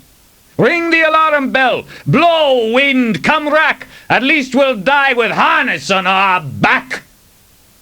Gordon squared his shoulders, flourished his sword, and marched Macbeth off stage to his doom. Out of the light of the tallow lamps, he swiveled to catch a glimpse of his audience. They had loved his earlier acts, but this bastardized one-man version of Macbeth might have gone over their heads. An instant after he exited, though, enthusiastic applause began, led by Mrs. Adele Thompson, the leader of this small community. Adults whistled and stamped their feet. Younger citizens clapped awkwardly, those below 20 years of age watching their elders and slapping their hands awkwardly as if they were taking part in this strange rite for the first time. Obviously, they had liked his abbreviated version of the ancient tragedy. Gordon was relieved. To be honest, some parts had been simplified less for brevity than because of his imperfect memory of the original. He had last seen a copy of the play almost a decade ago, and that a half-burned fragment. Still, the final lines of his soliloquy had been canon. That part about wind and rack he would never forget. Grinning, Gordon returned to take his bows on stage, a plank-covered garage lift in what had once been the only gas station in the tiny hamlet of Pine View. Hunger and isolation had driven him to try the hospitality of this mountain village of fenced fields and stout log walls, and the gamble had paid off better than he'd hoped. An exchange of a series of shows for his meals and supplies had tentatively passed by a fair majority of the voting adults, and now the deal seemed settled. "Bravo! Excellent!" Mrs. Thompson stood in the front row, clapping eagerly.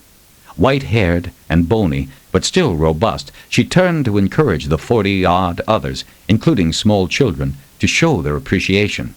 Gordon did a flourish with one hand and bowed deeper than before. Of course, his performance had been pure crap, but he was probably the only person within 100 miles who had once minored in drama. There were peasants once again in America, and like his predecessors in the minstrel trade, Gordon had learned to go for the unsubtle in his shows. Timing his final bow for the moment before the applause began to fade, Gordon hopped off the stage and began removing his slapdash costume. He had set firm limits. There would be no encore. His stock was theater, and he meant to keep them hungry for it until it was time to leave. "Marvelous! Just wonderful!" Mrs. Thompson told him as he joined the villagers, now gathering at a buffet table along the back wall. The older children formed a circle around him, staring in wonderment. Pine View was quite prosperous, compared with so many of the starveling villages of the plains and mountains. In some places, a good part of a generation was nearly missing, due to the devastating effects the 3-year winter had had on children. But here he saw several teenagers and young adults, and even a few oldsters who must have been past middle age when the doom fell. They must have fought to save everybody. That pattern had been rarer, but he had seen it, too, here and there. Everywhere there were traces of those years, faces pocked from diseases or etched from weariness and war. 2 women and a man were amputees, and another looked out of one good eye, the other a cloudy mass of cataracts. He was used to such things, at least on a superficial level. He nodded gratefully to his host. "Thank you, Mrs. Thompson. I appreciate kind words from a perceptive critic. I'm glad you liked the show." No, seriously," the clan leader insisted, as if Gordon had been trying to be modest. "I haven't been so delighted in years. The Macbeth part at the end there sent shivers up my spine. I only wish I'd watched it on TV back when I had a chance. I didn't know it was so good. And that inspiring speech you gave us earlier, that one of Abraham Lincoln's, well, you know, we tried to start a school here in the beginning, but it just didn't work out.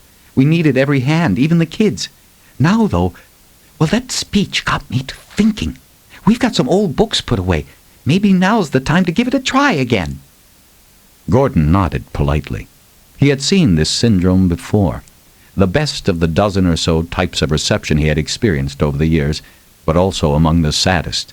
It always made him feel like a charlatan when his shows brought out grand, submerged hopes in a few of the decent older people who remembered better days, hopes that, to his knowledge, had always fallen through before a few weeks or months had passed. It was as if the seeds of civilization needed more than goodwill and the dreams of aging high school graduates to water them. Gordon often wondered if the right symbol might do the trick, the right idea. But he knew his little dramas, however well received, weren't the key. They might trigger a beginning, once in a great while, but local enthusiasm always failed soon after. He was no traveling messiah. The legends he offered weren't the kind of sustenance needed in order to overcome the inertia of a dark age. The world turns, and soon the last of the old generation will be gone. Scattered tribes will rule the continent. Perhaps in 1,000 years the adventure will begin again. Meanwhile... Gordon was spared hearing more of Mrs. Thompson's sadly unlikely plans. The crowd squeezed out a small, silver-haired black woman, wiry and leather-skinned, who seized Gordon's arm in a friendly, vice-like grip. "Now, Adele," she said to the clan matriarch, "Mr. Krantz hasn't had a bite since noontime. I think if we want him able to perform tomorrow night, we'd better feed him, right?" She squeezed his right arm and obviously thought him undernourished, an impression he was loath to alter with the aroma of food wafting his way. Mrs. Thompson gave the other woman a look of patient indulgence. "Of course, Patricia," she said. "I'll speak with you more about this later, Mr. Krantz, after Mrs. Howlett has fattened you up a bit." Her smile and her glittering eyes held a touch of intelligent irony, and Gordon found himself re-evaluating Adele Thompson. She certainly was nobody's fool. Mrs. Howlett propelled him through the crowd. Gordon smiled and nodded as hands came out to touch his sleeve. Wide eyes followed his every movement. Hunger must make me a better actor. I've never had an audience react quite like this before. I wish I knew exactly what it was I did that made them feel this way. One of those watching him from behind the long buffet table was a young woman barely taller than Mrs. Howlett, with deep, almond eyes and hair blacker than Gordon remembered ever seeing before. Twice she turned to gently slap the hand of a child who tried to help himself before the honored guest. Each time, the girl quickly looked back at Gordon and smiled. Beside her, a tall, burly young man stroked his reddish beard and gave Gordon a strange look, as if his eyes were filled with some desperate resignation. Gordon had only a moment to assimilate the two as Mrs. Howlett pulled him over in front of the pretty brunette. Abby," she said. "Let's have a little bit of everything on a plate for Mr. Krantz. Then he can make up his mind what he wants seconds of. I baked the blueberry pie, Mr. Krantz." Dizzily, Gordon made a note to have 2 helpings of the blueberry. It was hard to concentrate on diplomacy, though. He hadn't seen or smelled anything like this in years. The odors distracted him from the disconcerting looks and touching hands. There was a large, spit-turned stuffed turkey. A huge, steaming bowl of boiled potatoes, dollied up with beer-soaked jerky, carrots, and onions was the second course. Down the table, Gordon saw apple cobbler and an opened barrel of dried apple flakes. "I must cousin a supply of those before I leave." Skipping further inventory, he eagerly held out his plate. Abby kept watching him as she took it. The big, frowning redhead suddenly muttered something indecipherable and reached out to grab Gordon's right hand in both of his own. Gordon flinched, but the taciturn fellow would not let go until he answered the grip and shook hands firmly. The man muttered something too low to follow, nodded, and let go. He bent to kiss the brunette quickly and then stalked off, eyes downcast. Gordon blinked. Did I just miss something? It felt as if some sort of event had just occurred and had gone completely over his head. "That was Michael, Abby's husband," Mrs. Howlett said. "He's got to go and relieve Edward at the trap string, but he wanted to stay to see your show first. When he was little, he so used to love to watch TV shows." Steam from the plate rose to his face, making Gordon quite dizzy with hunger. Abby blushed and smiled when he thanked her.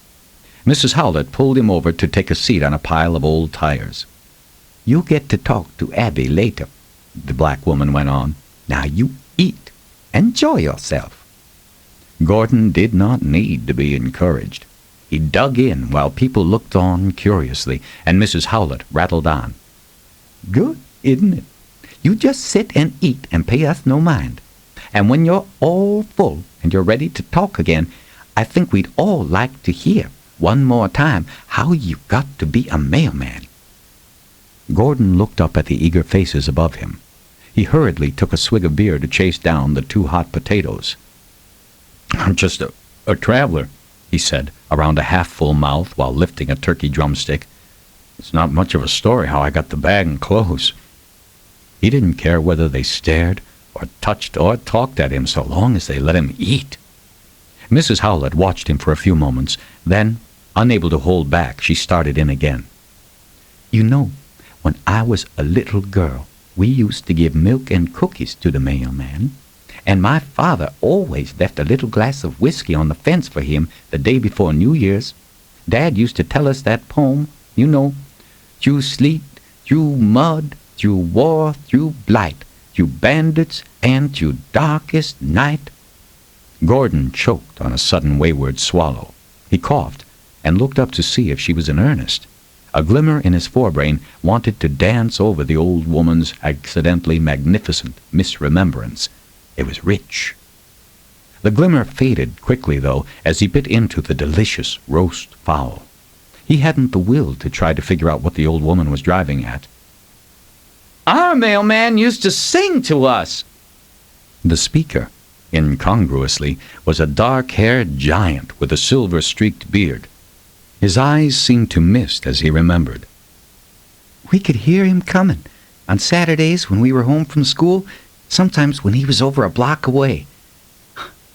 He was black, a lot blacker than Mrs. Howlett or Jim Horton over there. Man, did he have a nice voice? Guess that's how he got the job. He brought me all those mail-order coins I used to collect.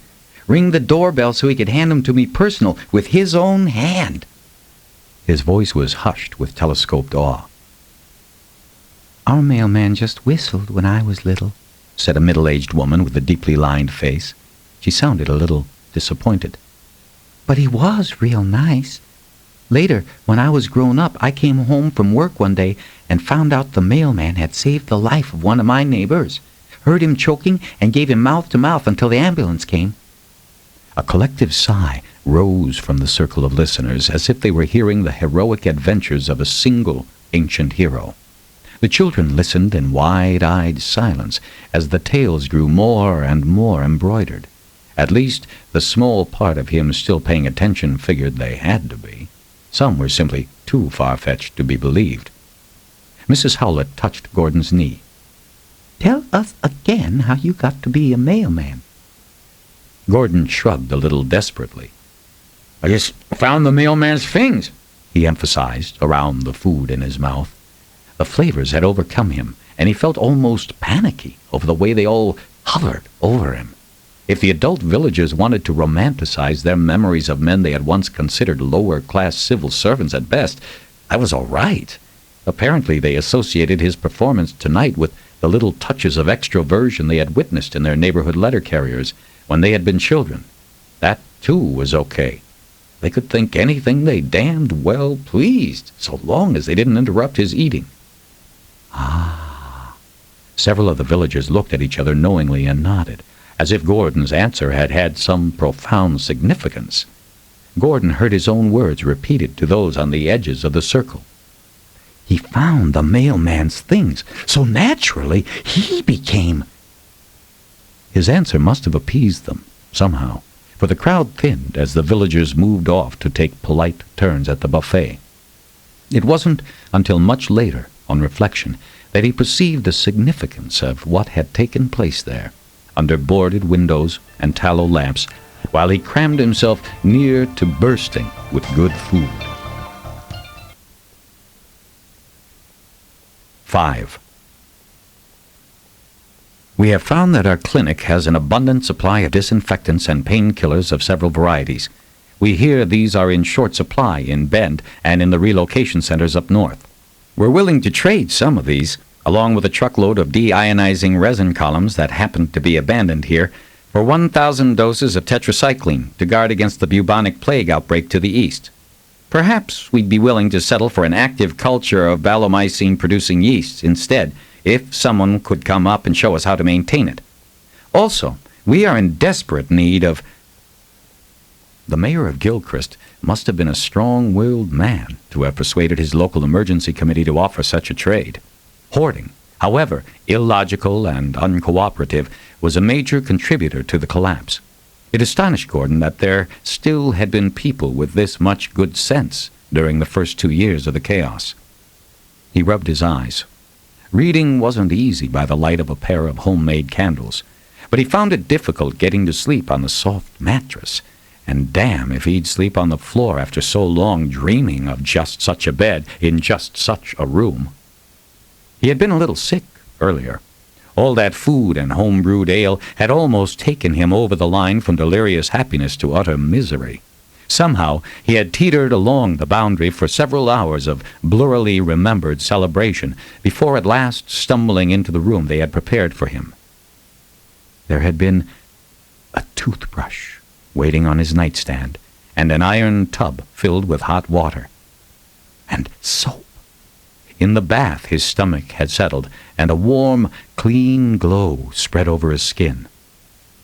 Gordon smiled when he saw that his postman's uniform had been cleaned and pressed. It lay on a nearby chair. The rips and tears he had crudely patched were now neatly sewn. He could not fault the people of this tiny hamlet for neglecting his one remaining longing, something he had gone without too long to even think about. Enough. This was almost paradise. As he lay in a sated haze between a pair of elderly but clean sheets, waiting leisurely for sleep to come, he read a piece of correspondence between two long-dead men. The mayor of Gilchrist went on. We are having extreme difficulty with local gangs of survivalists. Fortunately, these infestations of egotists are mostly too paranoid to band together. They're as much trouble to each other as to us, I suppose. Still, they are becoming a real problem. Our deputy is regularly fired on by well-armed men in Army surplus camouflage clothing. No doubt the idiots think he's a Russian lackey or some such nonsense. They have taken to hunting game on a massive scale, killing everything in the forest and doing a typically rotten job of butchering and preserving the meat. Our own hunters come back disgusted over the waste, often having been shot at without provocation. I know it's a lot to ask, but when you can spare a platoon from relocation riot duty, could you send them up here to help us root out these self-centered, hoarding, romantic scoundrels from their little filtered armories? Maybe a unit or two of the U.S. Army will convince them that we won the war and have to cooperate with each other from now on." He put the letter down. So it had been that way here, too. The cliched last straw had been this plague of survivalists, particularly those following the high priest of violent anarchy, Nathan Holm. One of Gordon's duties in the militia had been to help weed out some of those small gangs of city-bred cutthroats and gun nuts. The number of fortified caves and cabins his unit had found, in the prairie and on little lake islands, had been staggering, all set up in a rush of paranoia in the difficult decades before the war. The irony of it was that we had things turned around. The Depression was over. People were at work again and cooperating. Except for a few crazies, it looked like a renaissance was coming, for America and for the world. But we forgot just how much harm a few crazies could do, in America and in the world. Of course, when the collapse did come, the solitary survivalists' precious little fortresses did not stay theirs for long. Most of the tiny bastions changed hands a dozen or more times in the first months. They were such tempting targets. The battles had raged all over the plains until every solar collector was shattered, every windmill wrecked, and every cache of valuable medicines scattered in the never-ending search for heavy dope. Only the ranches and villages, those possessing the right mixture of ruthlessness, internal cohesion, and common sense, survived in the end. By the time the guard units had all died at their posts, or themselves dissolved into roving gangs of battling survivalists, very few of the original population of armed and armored hermits remained alive. Gordon looked at the letter's postmark again. Nearly 2 years after the war. He shook his head. I never knew anyone held on so long. The thought hurt, like a dull wound inside him. Anything that made the last 16 years seem avoidable was just too hard to imagine. There was a faint sound. Gordon looked up, wondering if he had imagined it. Then, only slightly louder, another faint knock rapped at the door to his room. "Come in," he called. The door opened about halfway. Abby, the petite girl with the vaguely oriental cast to her eyes, smiled timidly from the opening. Gordon refolded the letter and slipped it into its envelope. He smiled. "Hello, Abby. What's up?" I've come to ask if there is anything else you needed," she said a little quickly. "Did you enjoy your bath?" "Did I now?" Gordon sighed. He found himself slipping back into Macduff's burr. "Aye, lass. And in particular, I appreciated the gift of that toothbrush. Heaven sent it was." "You mentioned you'd lost yours." She looked at the floor. "I pointed out that we had at least 5 or 6 unused ones in the storage room. I'm glad you were pleased." "It was your idea." He bowed. "Then I am indeed in your debt." Abby looked up and smiled. "Was that a letter you were just reading? Could I look at it? I've never seen a letter before." Gordon laughed. "Surely you're not that young. What about before the war?" Abby blushed at his laughter. "I was only 4 when it happened. It was so frightening and confusing that I really don't remember much from before." Gordon blinked. Had it really been that long? Yes.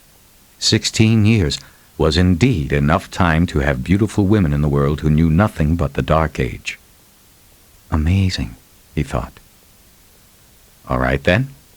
He pushed the chair by his bed. Grinning, she came over and sat beside him. Gordon reached into the sack and pulled out another of the frail, yellowed envelopes. Carefully, he spread out the letter and handed it to her.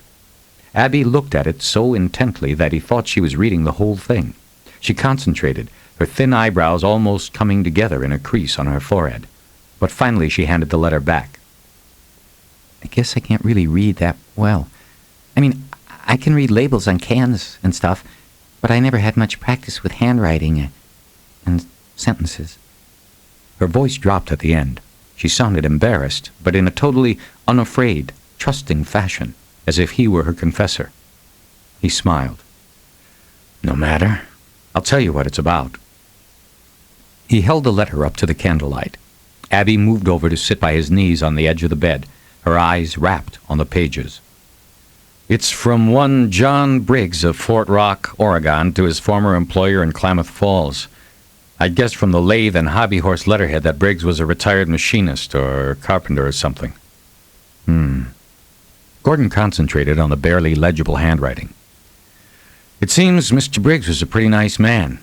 Here he's offering to take in his ex-boss's children until the emergency is over. Also, he says he has a good garage machine shop, his own power, and plenty of metal stock. He wants to know if the man wants to order any parts made up, especially things in short supply. Gordon's voice faltered. He was still so thick-headed from his excesses that it had just struck him that a beautiful female was sitting on his bed. The depression she made in the mattress tilted his body toward her. He cleared his throat quickly and went back to scanning the letter. Briggs mentioned something about power levels from the Fort Rock reservoir. Telephones were out, but he was still, oddly enough, getting Eugene on his computer data net. Abby looked at him. Apparently, much of what he had said about the letter writer might as well have been in a foreign language to her. Machine shop and data net could have been ancient, magical words of power. Why didn't you bring us any letters here in Pineview? She asked quite suddenly. Gordon blinked at the non sequitur. The girl wasn't stupid. One could tell such things. Then why had everything he said, when he arrived here and later at the party, been completely misunderstood? She still thought he was a mailman, as apparently did all but a few of the others in this small settlement. From whom did she imagine they'd get mail? She probably didn't realize that the letters he carried had been sent long ago, from dead men and women to other dead men and women, or that he carried them for his own reasons. The myth that had spontaneously developed here in Pineview depressed Gordon. It was one more sign of the deterioration of civilized minds, many of whom had once been high school and even college graduates. He considered telling her the truth, as brutally and frankly as he could, to stop this fantasy once and for all. He started to. There aren't any letters because... He paused. Again, Gordon was aware of her nearness, the scent of her and the gentle curves of her body, of her trust as well. He sighed and looked away. There aren't any letters for you folks because I'm coming west out of Idaho and nobody back there knows you here in Pineview. From here I'm going to the coast. There might even be some large towns left. Maybe somebody down there will write to us if we send them a letter first. Abby's eyes were bright. Then, when you pass this way again on your way back to Idaho, you could give us the letters they send, and maybe do another play act for us like tonight, and we'll have so much beer and pie for you you'll bust. She hopped a little on the edge of the bed. By then I'll be able to read better, I promise. Gordon shook his head and smiled. It was beyond his right to dash such dreams. Maybe so, Abby, maybe so. But you know, you may get to learn to read easier than that. Mrs. Thompson's offered to put it up for a vote to let me stay on here for a while. I guess officially I'd be school teacher, though I'd have to prove myself as good a hunter and farmer as anybody. I could give archery lessons. He stopped. Abby's expression was open-mouthed in surprise. She shook her head vigorously. But you haven't heard. They voted on it after you went to take your bath. Mrs. Thompson should be ashamed of trying to bribe a man like you that way, with your important work having to be done. He sat forward, not believing his ears. What did you say? He had formed hopes of staying in Pineview for at least the cold season, maybe a year or more. Who could tell? Perhaps the wanderlust would leave him, and he could finally find a home. His sated stupor dissipated. Gordon fought to hold back his anger. To have the chance revoked on the basis of the crowd's childish fantasies? Abby noticed his agitation and hurried on. That wasn't the only reason, of course. There was the problem of there being no woman for you. And then... Her voice lowered perceptibly. And then Mrs. Howlett thought you'd be perfect for helping me and Michael finally have a baby. Gordon blinked. He said, expressing the sudden and complete contents of his mind. We've been trying for 5 years, she explained. We really want children. But Mr. Horton thinks Michael can't because he had the mumps really bad when he was 12. You remember the real bad mumps, don't you? Gordon nodded, recalling friends who had died. The resultant sterility had made for unusual social arrangements everywhere he had traveled. Still, Abby went on quickly. Well, it would cause problems if we asked any of the other men here to to be the body, Father.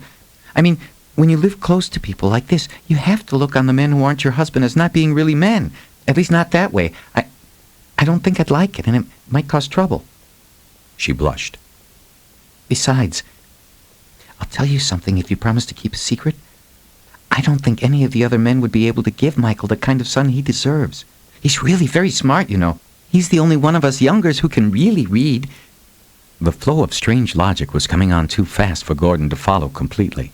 Part of him dispassionately noted that this was all really an intricate and subtle tribal adaptation to a difficult social problem. That part of him, though, the last 20th century intellectual, was still a bit drunk, and meanwhile the rest was starting to realize what Abby was driving at. You're different. She smiled at him. I mean, even Michael saw that right from the start. He's not too happy, but he figures you'll only be through once a year or so, and he could stand that. He'd rather that than never have any kids. Gordon cleared his throat. Yeah.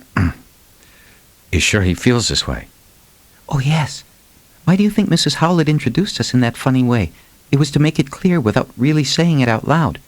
Mrs. Thompson doesn't like it much, but I think that's because she wanted you to stay. Gordon's mouth felt dry. How do you feel about all this? Her expression was enough of an answer. She looked at him as if he were some sort of visiting prophet, or at least a hero out of a storybook. I'd be honored if you'd say yes, she said quietly, and lowered her eyes. And you'd be able to think of me as a man? That way? Abby grinned. She answered by crawling up on top of him and planting her mouth intensely upon his. There was a momentary pause as she shimmied out of her clothes, and Gordon turned to snuff out the candles on the bedstand. Beside them lay the letterman's gray uniform cap, its brass badge casting multiple reflections of the dancing flames.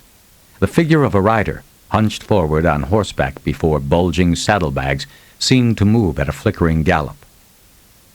This is another one I owe you, Mr. Postman. Abby's smooth skin slid along his side. Her hand slipped into his as he took a deep breath and blew the candles out. 6. For 10 days, Gordon's life followed a new pattern.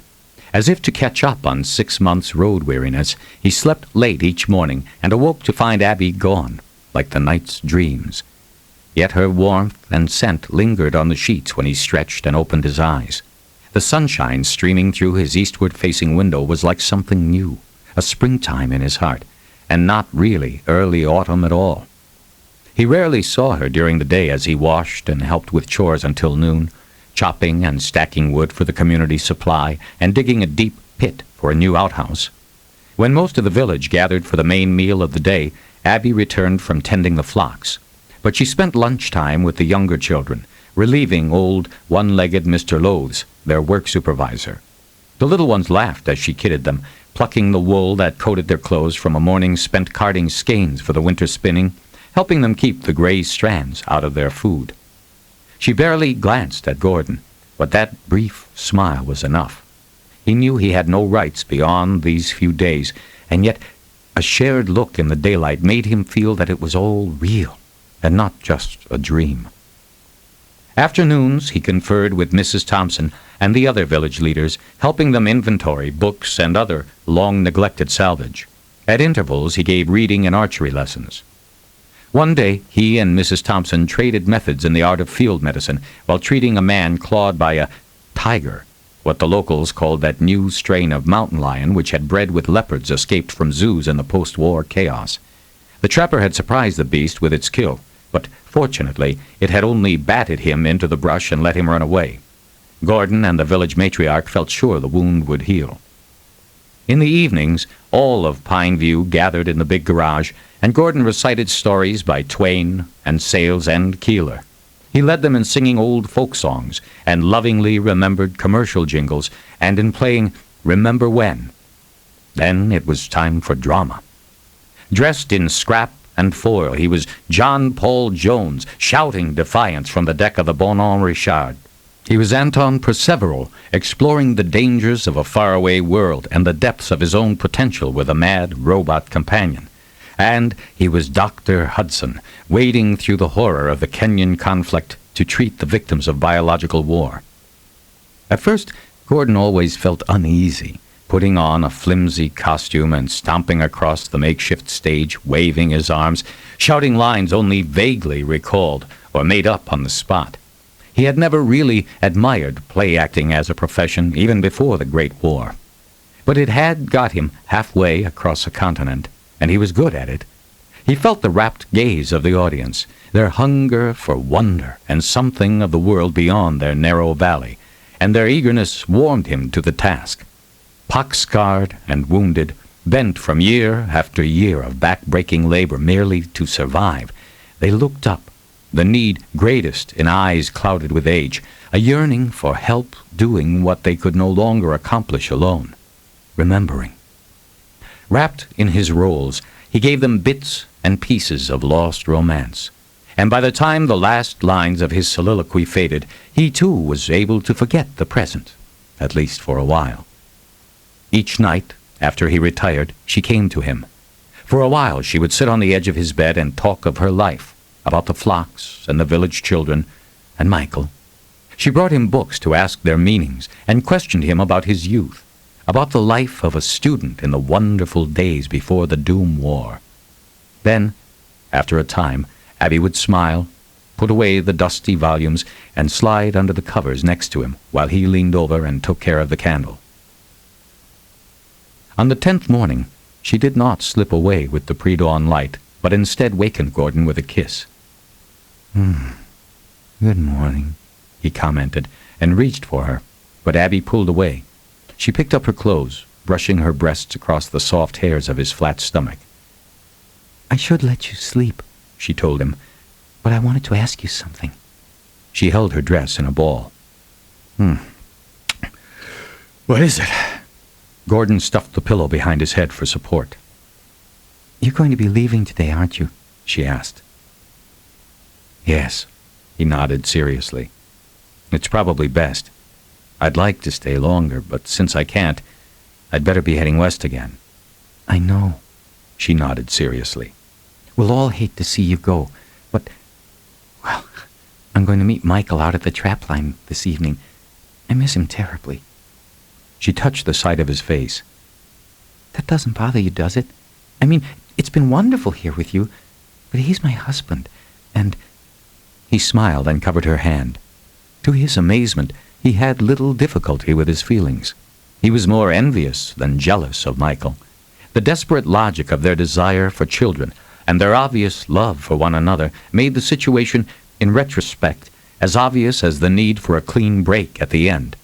He only hoped he had done them the favor they sought, for despite their fantasies, it was unlikely he would ever come this way again. I have something for you, Abby said. She reached under the bed and pulled out a small, silvery object on a chain and a paper package. It's a whistle. Mrs. Howlett says you should have one. She slipped it over his neck and adjusted it until satisfied with the effect. Also, she helped me write this letter. Abby picked up the little package. I found some stamps in a drawer in the gas station, but they wouldn't stick on, so I got some money instead. This is $14. Will it be enough? She held out a cluster of faded bills. Gordon couldn't help smiling. Yesterday, 5 or 6 of the others had privately approached him. He had accepted their little envelopes and similar payments for postage with as straight a face as possible. He might have used the opportunity to charge them something he needed, but the community had already given him a month's stock of jerky, dried apples, and 20 straight arrows for his bow. There was no need, nor had he the desire to extort anything else. Some of the older citizens had had relatives in Eugene or Portland or towns in the Willamette Valley. It was the direction he was heading, so he took the letters. A few were addressed to people who had lived in Oak Ridge and Blue River. Those he filed deep in the safest part of his sack. The rest he might as well throw into Crater Lake for all the good they would ever do, but he pretended anyway. He soberly counted out a few paper bills, then handed back the rest of the worthless currency. "And, who were you writing to?" Gordon asked Abby as he took the letter. He felt as if he were playing Santa Claus, and found himself enjoying it. I'm writing to the university. You know, At Eugene, I asked a bunch of questions like, are they taking new students again yet? And do they take married students? Abby blushed. I know I'd have to work real hard on my reading to get good enough, and maybe they aren't recovered enough to take many new students. But Michael's already so smart, and by the time we hear from them, maybe things will be better. By the time you hear. Gordon shook his head. Abby nodded. I'll for sure be reading a lot better by then. Mrs. Thompson promises she'll help me, and her husband has agreed to start a school this winter. I'm going to help with the little kids. I hope maybe I can learn to be a teacher. Do you think that's silly? Gordon shook his head. He had thought himself beyond surprise, but this touched him. In spite of Abby's totally disproportioned view of the state of the world, her hope warmed him, and he found himself dreaming along with her. There was no harm in wishing, was there? Actually, Abby went on confidentially, twisting her dress in her hands, one of the big reasons I'm writing is to get a pen pal. That's the word, isn't it? I'm hoping maybe someone in Eugene will write to me. That way, we'll get letters here. I'd love to get a letter. Also, her gaze fell. That will give you another reason to come back in a year or so, besides maybe wanting to see the baby. She looked up and dimpled. I got the idea from your Sherlock Holmes play. That's an ulterior motive, isn't it? She was so delighted with her own cleverness and so eager for his approval, Gordon felt a great, almost painful rush of tenderness. Tears welled as he reached out and pulled her into an embrace. He held her tightly and rocked slowly, his eyes shut against reality, and he breathed in with her sweet smell a light and optimism he had thought gone from the world. 7. Well, this is where I turn back. Mrs. Thompson shook hands with Gordon. Down this road, things should be pretty tame until you get to Davis Lake. The last of the old loner survivalists that way wiped each other out some years back, though I'd still be careful if I were you. There was a chill in the air, for autumn had arrived in full. Gordon zipped up the old letter carrier's jacket and adjusted the leather bag as the straight-backed old woman handed him an old road map. I had Jimmy Horton mark the places we know of where homesteaders have set up. I wouldn't bother any of them unless you have to. Mostly they're a suspicious type likely to shoot first. We've only been trading with the nearest for a short time. Gordon nodded. He folded the map carefully and slipped it into a pouch. He felt rested and ready. He would regret leaving Pine View as much as any haven in recent memory.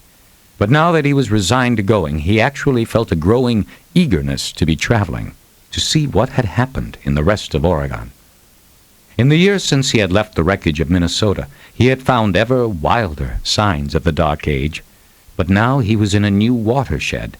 This had once been a pleasant state, with dispersed light industry, productive farms, and an elevated level of culture.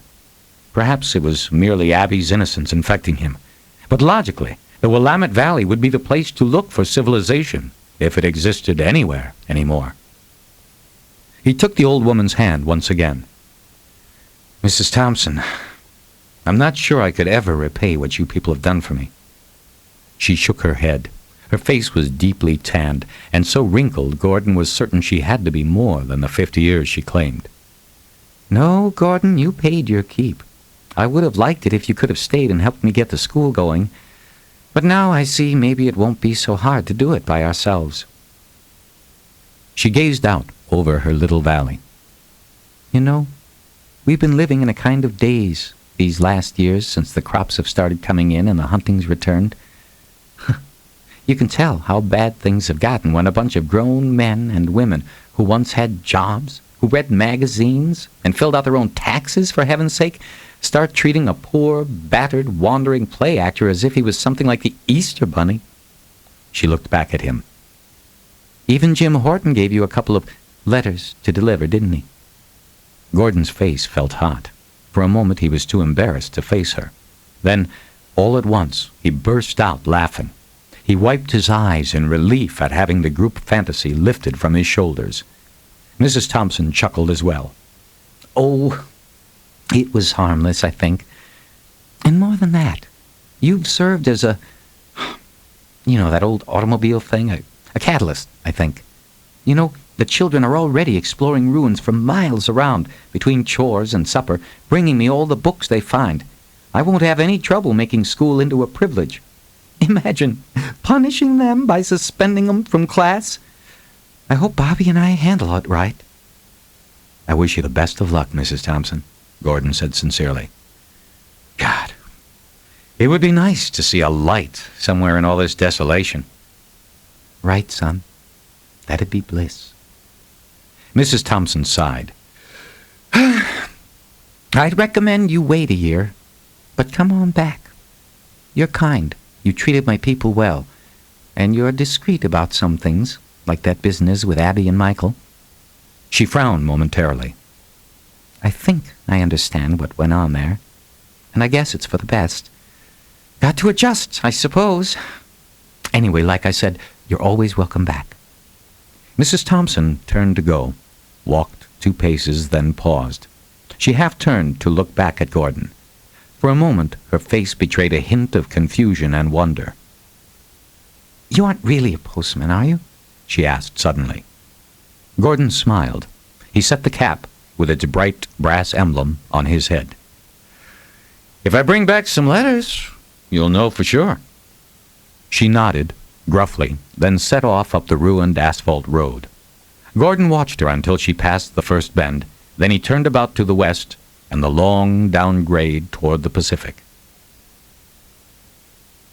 8. The barricades had been long abandoned.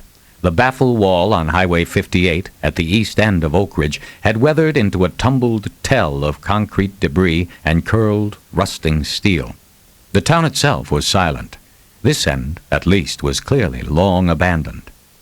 Gordon looked down the main street, reading its story. 2, possibly 3 pitched battles had been fought here. A storefront with a canted sign, Emergency Services Clinic, sat at the center of a major circle of devastation. 3 intact panes reflected morning sunlight from the top floor of a hotel. Elsewhere, though, even where store windows had been boarded, the prismatic sparkle of shattered glass glistened on the buckled pavement. Not that he had really expected anything better, but some of the feelings he had carried with him out of Pine View had led to hopes for more islands of peace, especially now that he was in the fertile watershed of the Willamette Valley. If no living town, at least Oak Ridge might have shown other signs conducive to optimism. There might have been traces of methodical reclamation, for instance. If an industrial civilization existed here in Oregon, towns such as this one should have been harvested of anything usable.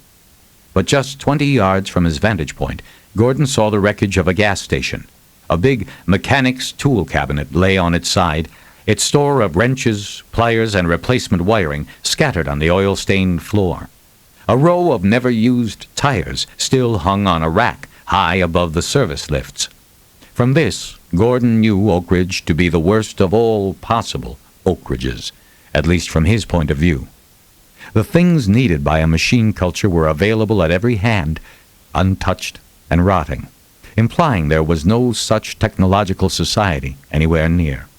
At the same time, he would have to pick through the wreckage of 50 waves of previous looters in his search for anything useful to a single traveler like himself.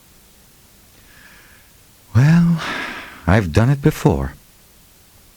Even sifting through the downtown ruins of Boise, the gleaners before him had missed a small treasure trove of canned food in a loft behind a shoe store, some hoarder's stash, long untouched. There was a pattern to such things, worked out over the years. He had his own methods for conducting a search. Gordon slipped down on the forest side of the barricade baffle and entered the overgrowth. He zigzagged on the off chance he had been watched. At a place where he could verify landmarks in 3 different directions, Gordon dropped his leather shoulder bag and cap under an autumn-bright red cedar. He took off the dark brown letter-carrier's jacket and laid it on top, then cut brush to cover the cache. He would go to any lengths to avoid conflict with suspicious locals, but only a fool would leave his weapons behind. There were 2 types of fighting that could come out of a situation like this. For one, the silence of the bow might be better. For the other, it could be worth expending precious, irreplaceable .38 cartridges. Gordon checked the pistol's action and reholstered it. His bow he carried, along with arrows and a cloth sack for salvage. In the first few houses on the outskirts, the early looters had been more exuberant than thorough. Often the wreckage in such places discouraged those who came after, leaving useful items within.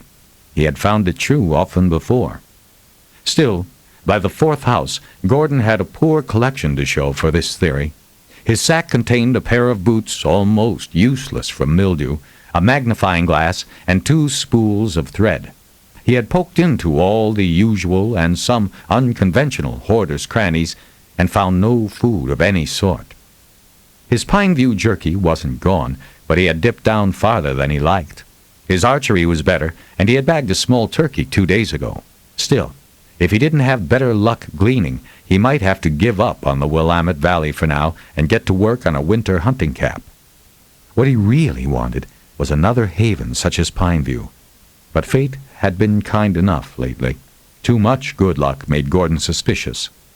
He moved on to a 5th house. The 4-poster bed stood in what had once been a prosperous physician's 2-story home.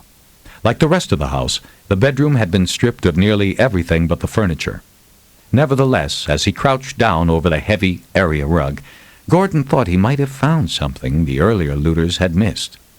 The rug seemed out of place. The bed rested upon it, but only with the right pair of legs.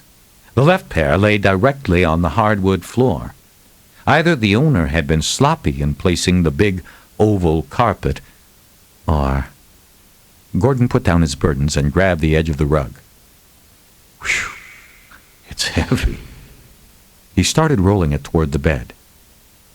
Yes! There was a thin, square crack in the floor under the carpet. A bed leg pinned the rug over one of 2 brass door hinges. A trap door. He pushed hard on the bedpost. The leg hopped and fell again with a boom. Twice more he shoved, and loud echoes reverberated. On his 4th heave, the bedpost snapped in 2. Gordon barely escaped impalement on the jagged stub as he tumbled onto the mattress.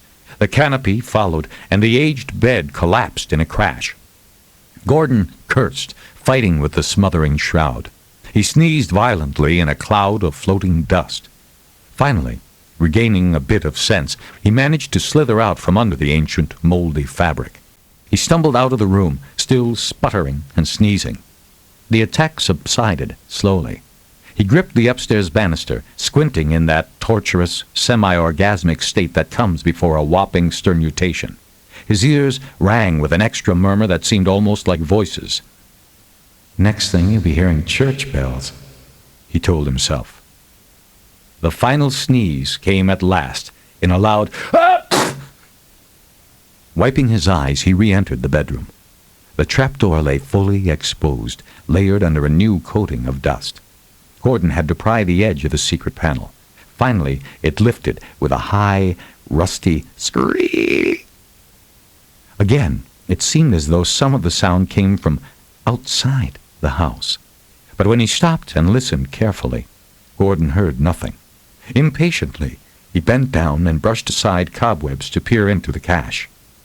There was a large metal box inside. He poked around, hoping for more. After all, the things a pre-war doctor might have kept in a locked chest, money and documents, would be of less use to him than canned goods stashed here in a spree of wartime hoarding.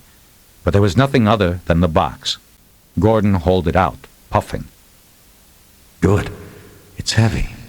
Now let's hope it's not gold or any similar crap. The hinges and lock were rusted. He lifted the haft of his knife to smash the small lock. Then he stopped abruptly. Now they were unmistakable. The voices were close. Too close. "I think it came from this house," someone called from the overgrown garden outside. Feet shuffled through the dry leaves. There were steps on the wooden porch. Gordon sheathed the knife and snatched up his gear. Leaving the box by the bed, he hurried out of the room to the stairwell. This was not the best of circumstances to meet other men. In Boise and other mountain ruins there had been almost a code. Gleaners from ranches all around could try their luck in the open city, and although the groups and individuals were wary, they seldom preyed on one another. Only one thing could bring them all together: a rumor that someone had sighted a hole nest somewhere. Otherwise, they pretty much left each other alone. In other places, though, territoriality was the rule, and fiercely enforced. Gordon might be searching in some such clan's turf. A quick departure would, in any case, be discreet. Still, He looked back at the strongbox anxiously. it's mine, damn it! Boots clumped noisily downstairs. It was too late to close the trapdoor or hide the heavy treasure chest. Gordon cursed silently and hurried as quietly as he could across the upstairs landing to the narrow attic ladder.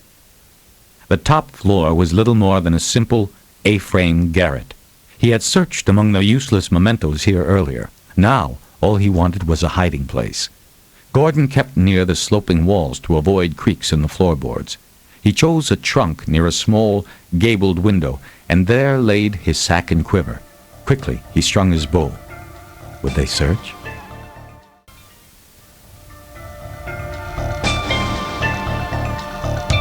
Gordon kept near the sloping walls to avoid creaks in the floorboards.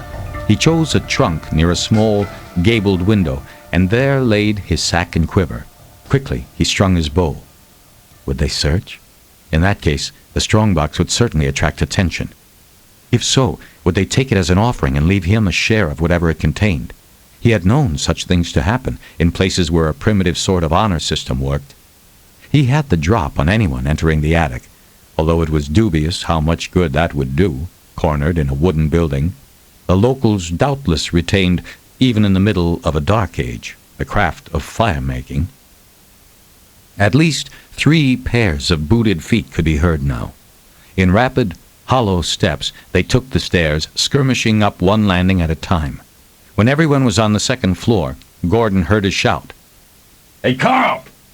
Look at this!" "What, you catch a couple of the kids playing doctor in an old bed again?" "Shit!" There was a loud thump, followed by the hammering of metal on metal. "Shit!" Gordon shook his head. Carl had a limited but expressive vocabulary.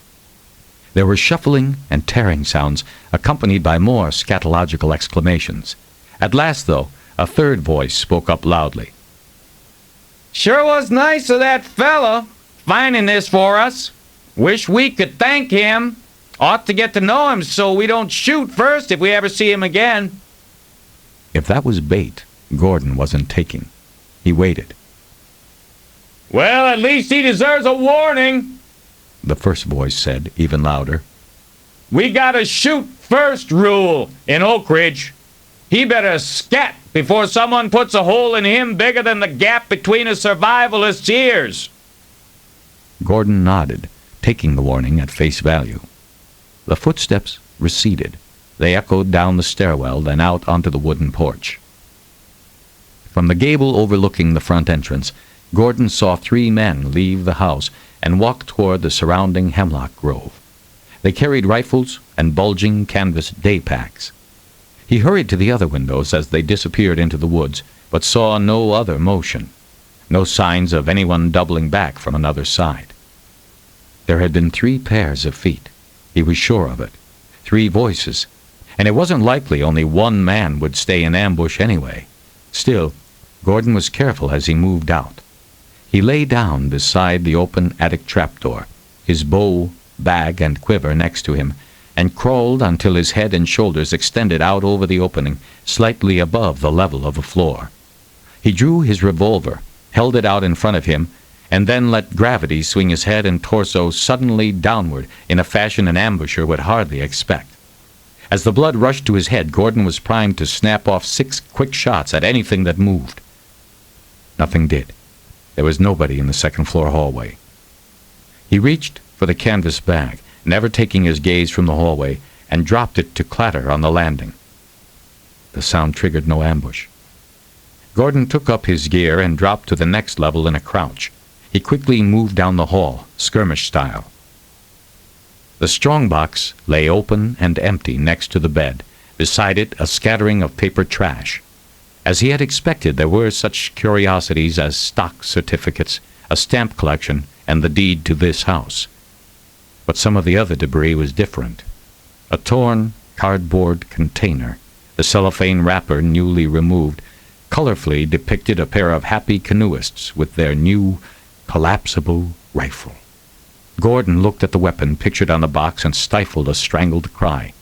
Doubtless there had also been boxes of ammunition. Goddamn thieves! He thought bitterly. But the other trash almost drove him wild.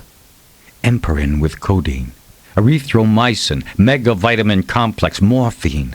The labels and boxes were strewn about, but the bottles had been taken. Carefully handled, cached and traded in dribbles, these could have bought Gordon admission into almost any hamlet. Why, he might even have won a probationary membership in one of the wealthy Wyoming ranch communities. He remembered a good doctor whose clinic in the ruins of Butte was a sanctuary protected by all the surrounding villages and clans. Gordon thought of what that sainted gentleman could have done with these. But his eyesight nearly went dim with dark tunnels of rage when he saw an empty cardboard box whose label read, "Tooth powder." My tooth powder! Gordon counted to 10. It wasn't enough. He tried controlled breathing. It only helped him focus on his anger. He stood there, slope-shouldered, feeling impotent to answer this one more unkindness by the world. It's all right. I'm alive. And if I can get back to my backpack, I'll probably stay alive. Next year, if it comes, I can worry about my teeth rotting out of my head. Gordon picked up his gear and resumed his stalking exit out of that house of false expectations. A man who spends a long time alone in the wilderness can have one great advantage over even a very good hunter. If that hunter nevertheless goes home to friends and companions most nights, the difference is a trait in kinship with the animals, with the wilds themselves. It was something as undefinable as that which made him nervous. Gordon sensed that something was odd long before he could attribute it. The feeling would not go away. He had been retracing his steps toward the eastern edge of town, where his gear was cached. Now, though, he stopped and considered. Was he overreacting? He was no Jeremiah Johnson to read the sounds and smells of the woods like street signs in a city. Still, he looked around for something to back up his unease. The forest was mostly western hemlock and big-leaf maple, with alder saplings growing like weeds in nearly every former open area. It was a far cry from the dry woodlands he had passed through on the east side of the Cascades, where he had been robbed under the sparse ponderosa pines. Here there was a scent of life richer than anything he remembered since before the 3-year winter. Animal sounds had been scant until he stopped moving, but as he kept still, a flow of avian chatter and movement soon began to flow back into this patch of forest. Gray-feathered camp robbers flitted in small groups from spot to spot, playing guerrilla war with lesser jays for the best of the tiny, bug-rich glades. Smaller birds hopped from branch to branch, chirping and foraging. Birds in this size range had no great love for a man, but neither did they go to great lengths to avoid him, if he was quiet. And why am I nervous as a cat? There was a brief, snapping sound to his left, near one of the ubiquitous blackberry thickets, about 20 yards away. Gordon whirled, but there, too, there were birds. Correction. A bird. A mockingbird. The creature swooped up through the branches and landed in a bundle of twigs Gordon guessed to be its nest. It stood there like a small lordling, haughty and proud. Then it squawked and dove toward the thicket again. As it passed out of sight, there was another tiny rustle. Then the mockingbird swooped into view again. Gordon idly picked at the loam with his bow while loosening the loop on his revolver, trying hard to maintain a frozen expression of nonchalance. He whistled through fear-dry lips as he walked slowly, moving neither toward the thicket nor away from it, but in the direction of a large, grand fir. Something behind that thicket had set off the mockingbird's nest defense response, and that something was trying hard to ignore the nuisance attacks, to stay silently hidden. Alerted, Gordon recognized a hunting blind.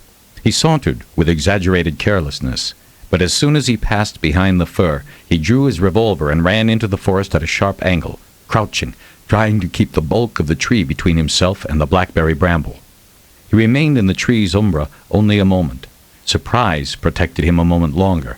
Then the cracking of 3 loud shots, all of different caliber, diffracted down the lattice of trees. Gordon sprinted to a fallen log at the top of a small rise.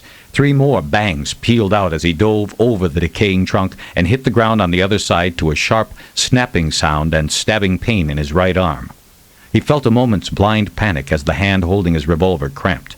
If he had broken his arm! Blood soaked the cuff of his U.S. government-issue tunic. Dread exaggerated the pain until he pulled back his sleeve and saw a long, shallow gash with slivers of wood hanging from the laceration. It was the bow that had broken, stabbing him as he fell on it. Gordon threw the fragments aside and scrambled on hands and knees up a narrow gully to the right, keeping low to take advantage of the creek bed and underbrush. Behind him, whoops of gleeful chase carried over the tiny hillock. The following minutes were a blur of whipping branches and sudden zigzags. When he splashed into a narrow rivulet, Gordon whirled, then hurried against the flow. Hunted men often will run downstream, he remembered, racing upslope, hoping his enemies knew that bit of trivia. He hopped from stone to stone, trying not to dislodge mud into the water. Then he jumped off into the forest again. There were shouts behind him. Gordon's own footfall seemed loud enough to wake sleeping bears. Twice he caught his breath behind boulders or clumps of foliage, thinking as well as practicing silence. Finally, the shouts diminished with distance. Gordon sighed as he settled back against a large oak and pulled out his belt pouch aid kit. The wound would be all right. There was no reason to expect infection from the polished wood of the bow. It hurt like hell, but the tear was far from vessels or tendons. He bound it in boiled cloth and simply ignored the pain as he got up and looked around. To his surprise, he recognized 2 landmarks at once. The towering, shattered sign of the Oak Ridge Motel, seen over the treetops, and a cattle grate across a worn asphalt path just to the east. Gordon moved quickly to the place where he had cached his goods. They were exactly as he had left them. Apparently, the fates were not so unsubtle as to deal him another blow just yet. He knew they didn't operate that way. They always let you hope for a while longer, then strung it out before they really let you have it. Now, the stalked turned stalker. Cautiously, Gordon sought out the blackberry blind with its irate resident mockingbird. As expected, it was empty now. He crept around behind to get the ambusher's point of view and sat there for a few minutes as the afternoon waned, looking and thinking. They had had the drop on him, that was for certain. From this point of view, it was hard to see how they had missed when the 3 men fired on him. Were they so surprised by his sudden break for it? They must have had semi-automatic weapons, yet he only remembered 6 shots. Either they were being very stingy with ammo, or... He approached the grand fir across the clearing. 2 fresh scars blemished the bark 10 feet up. 10 feet? They couldn't be such bad marksmen. So... it all fit. They had never meant to kill him at all. They had aimed high on purpose, to give him a scare and drive him off. No wonder his pursuers never really came close to catching him during his escape into the forest. Gordon's lip curled. Ironically, this made his assailants easier to hate. Unthinking malice he had come to accept, as one must accept foul weather and savage beasts. So many former Americans had become little better than barbarians. But calculated contempt like this was something he had to take personally. These men had the concept of mercy. Still, they had robbed, injured, and terrorized him. He remembered Roger Septien taunting him from that bone-dry hillside. These bastards were no better at all. Gordon picked up their trail 100 yards to the west of the blind. The boot prints were clear and uncovered, almost arrogant in their openness. He took his time, but he never even considered turning back. It was approaching dusk before the palisade that surrounded New Oak Ridge was in sight. An open area that had once been a city park was enclosed by a high wooden fence. From within could be heard the lowing of cattle. A horse whinnied. Gordon smelled hay and the rich odors of livestock.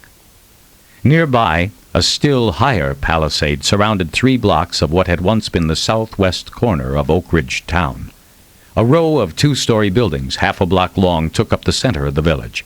Gordon could see the tops of these over the wall, and a water tower with a crow's nest atop it. A silhouetted figure stood watch, looking out over the dimming forest. It looked like a prosperous community, perhaps the best off he had encountered since leaving Idaho. Trees had been cut to make a free fire zone around the village wall, but that was some time ago. Undergrowth half as high as a man had encroached on the cleared field. Well, there can't be many survivalists in the area anymore, or they'd be a whole lot less careless. Let's see what the main entrance is like. He skirted around the open area toward the south side of the village. On hearing voices, he drew up cautiously behind a curtain of undergrowth. A large wooden gate swung open. 2 armed men sauntered out, looked around, then waved to someone within. With a shout and a snap of reins, a wagon pulled by 2 draft horses sallied through, then stopped. The driver turned to speak to the 2 guards. Tell the mayor I appreciate the loan, Jeff. I know my stead is in the hole pretty deep, but we'll pay him back out of next year's harvest for sure. He already owns a piece of the farm, so it ought to be a good investment for him. One of the guards nodded. Sure thing, Sonny. Now you be careful on your way out, okay? Some of the boys spotted a loner down at the east end of Old Town today. There was some shooting. The farmer's breath caught audibly. Was anyone hurt? Are you sure it was just a loner? Yeah, pretty sure. He ran like a rabbit, according to Bob. Gordon's pulse pounded faster. The insults had reached a point almost beyond bearing. He put his left hand inside his shirt and felt the whistle Abby had given him, hanging from its chain around his neck. He took some comfort from it, remembering decency. The feller did the mayor a real favor, though, the first guard went on. Found a hidey hole full of drugs before Bob's guys drove him off. Mayor's going to pass some of them around to some of the owners at a party tonight to find out what they'll do. I sure wish I moved in those circles. Me too, the younger watchman agreed. Hey, Sonny, you think the mayor might pay you some of your bonus in drugs if you make quota this year? You could have a real party. Sonny smiled sheepishly and shrugged. Then for some reason his head drooped. The older guard looked at him quizzically.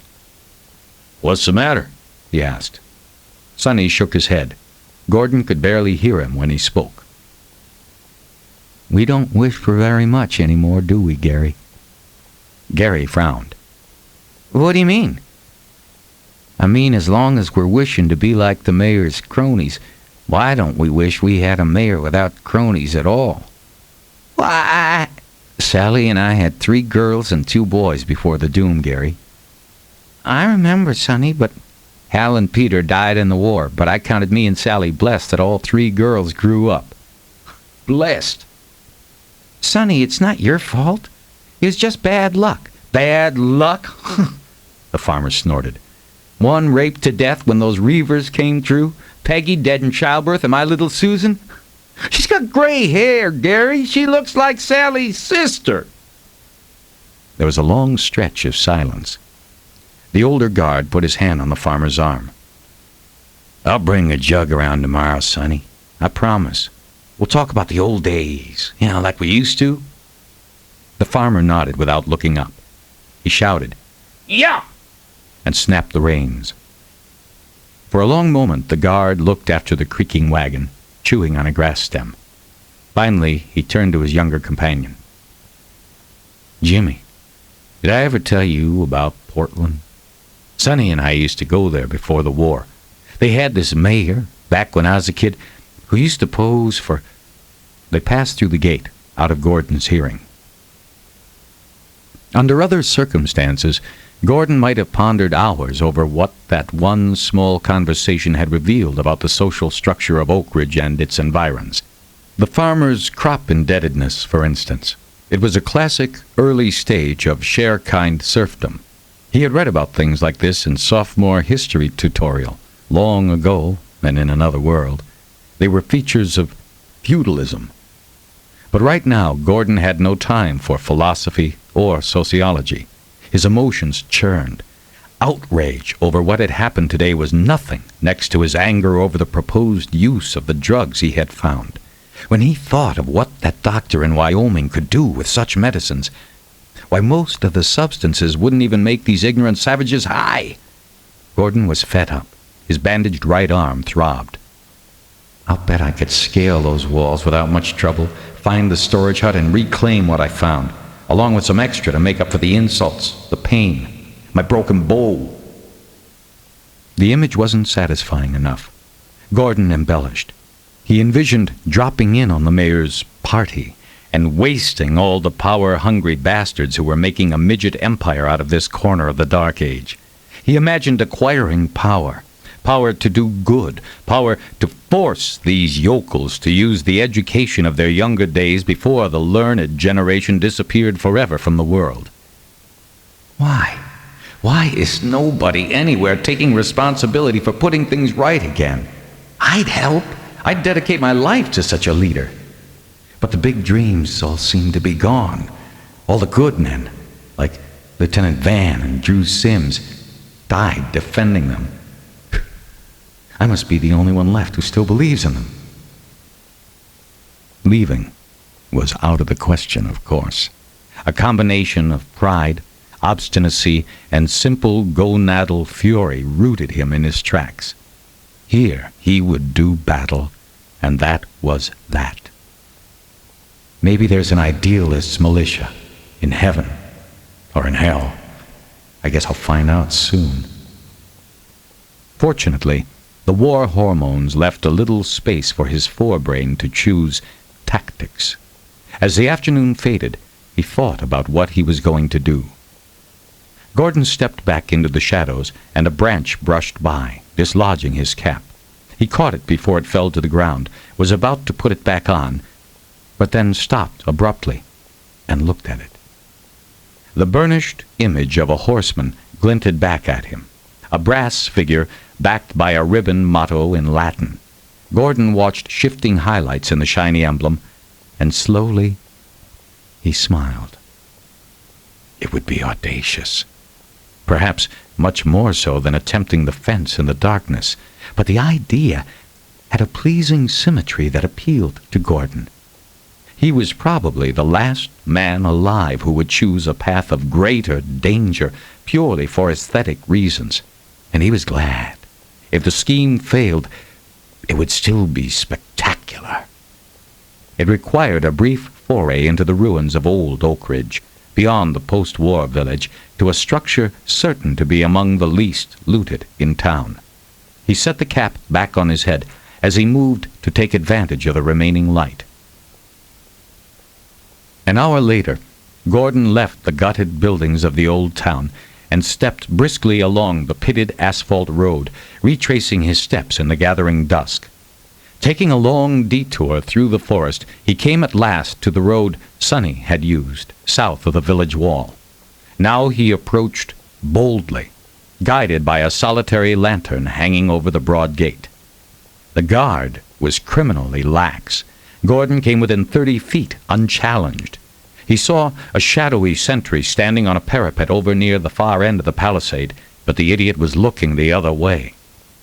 Gordon took a deep breath, put Abby's whistle to his lips, and blew 3 hard blasts. The shrill screams pealed through the buildings and forest like the shriek of a stooping raptor. Hurried footsteps pounded along the parapet. 3 men carrying shotguns and oil lanterns appeared above the gate and stared down at him in the gathering twilight. "Well, who are you? What do you want?"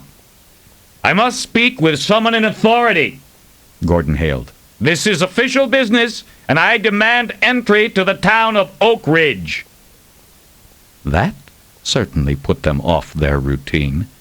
There was a long, stunned silence as the guards blinked, first at him and then at each other. Finally, one man hurried off, while the first speaker cleared his throat. Come again?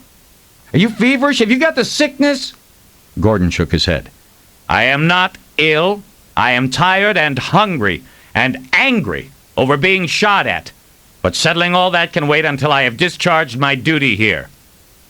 This time the chief guard's voice cracked in blank perplexity. Charged? What the hell are you talking about, man? Hurried footsteps echoed on the parapet. Several more men arrived, followed by a number of children and women who began to string out to the left and right. Discipline, apparently, wasn't well practiced in Oak Ridge. The local tyrant and his cronies had had things their way for a long time. Gordon repeated himself, slowly and firmly, giving it his best Polonius voice.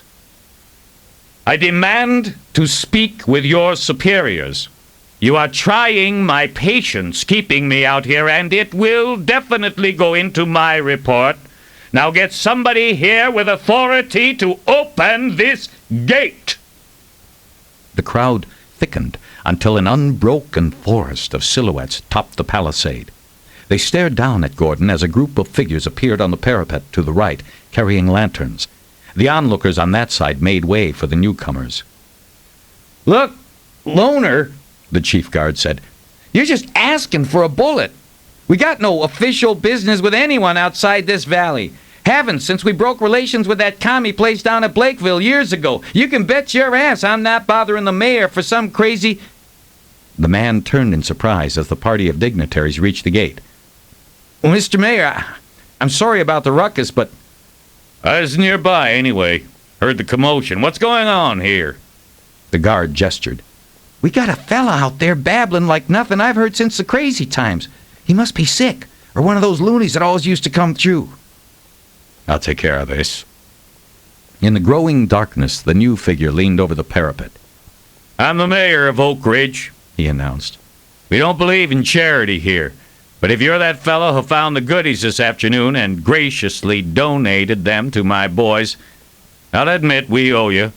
I'll have a nice hot meal lowered over the gate and a blanket. You can sleep there by the road.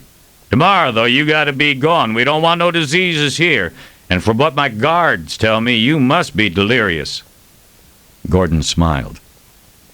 Your generosity impresses me, Mr. Mayor, but I have come too far on official business to turn away now. First off, can you tell me if Oak Ridge has a working wireless or fiber optic facility? The silence, brought on by his non sequitur, was long and heavy. Gordon could imagine the mayor's puzzlement. At last, the boss man answered. We haven't had a radio in 10 years. Nothing's worked since then. Why, what has that got to do with any... That's a shame. The airwaves have been in shambles since the war, of course, he improvised. Or the radioactivity, you know, but I'd hoped I could try to use your transmitter to report back to my superiors. He delivered the lines with aplomb. This time, they brought not silence, but a surge of amazed whispers up and down the parapet. Gordon guessed that most of the population of Oak Ridge must be up there by now. He hoped the wall was well built. It was not in his plan to enter the town like Joshua. He had quite another legend in mind. Get a lantern over here, the mayor commanded. Not that one, you idiot, the one with a reflector. Yes, now shine it on that man. I want to look at him. A bulky lamp was brought forth, and there was a rattle as light speared out at Gordon. He was expecting it, though, and neither covered his eyes nor squinted. He shifted the leather bag and turned to bring his costume to the best angle. The letter carrier's cap, with its polished crest, sat at a rakish angle on his head. The muttering of the crowd grew louder. Mr. Mayor, he called, my patience is limited. I already will have to have words with you about the behavior of your boys this afternoon. Don't force me to exercise my authority in ways both of us would find unpleasant. You're on the verge of losing your privilege of communication with the rest of the nation. The mayor shifted his weight back and forth rapidly. Communication? Nation? What is this blither? It's just the Blakeville commune, those self-righteous twits down at Culp Creek, and Satan knows what savages beyond them. Who the hell are you, anyway? Gordon touched his cap. Gordon Krantz of the United States Postal Service. I'm the courier assigned to reestablish a mail route in Idaho and Lower Oregon, and General Federal Inspector for the region. And to imagine, he had been embarrassed playing Santa Claus back in Pineview. Gordon hadn't thought of the last part about being a federal inspector until it was out of his mouth. Was it inspiration or a dare? Well, might Might as well be hanged for a sheep as a goat, he thought. The crowd was in tumult. Several times Gordon heard the words outside and inspector, and especially mailman. When the mayor shouted for silence, it came slowly, trailing off into a rapt hush. "So you're a mailman." The sneer was sarcastic. "What kind of idiots do you take us for, Krantz? A shiny suit makes you a government official? What government? What proof can you give us? Show us you're not a wild lunatic raving with radiation fever." Gordon pulled out the papers he had prepared only an hour before, using the seal stamp he had found in the ruins of the Oak Ridge post office. "I have credentials here," but he was interrupted at once. "Keep your papers to yourself, loony. We're not letting you come close enough to infect us with your fever." The mayor straightened and waved an arm in the air, addressing his subjects. "You all remember how crazies and imposters used to come around during the chaos years, claiming to be everything from the Antichrist to Porky Pig? Well, there's one fact we can all depend on. Crazies come and crazies go, but there's only one government. That's what we got right here." He turned back to Gordon. "You're lucky this isn't like the plague years, loony. Back then a case like yours would have called for immediate cure, like cremation." Gordon cursed silently.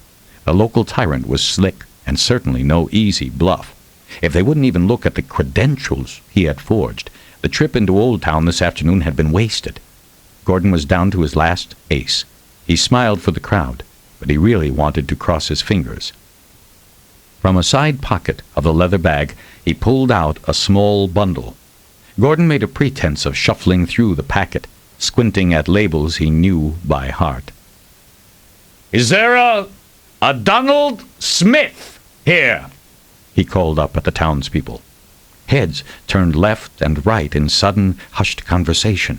Their confusion was obvious even in the gathering darkness. Finally, someone called out, He died a year after the war, in the last Battle of the Warehouses." There was a tremor in the speaker's voice. Good. Surprise was not the only emotion at work here. Still, he needed something a lot better than that.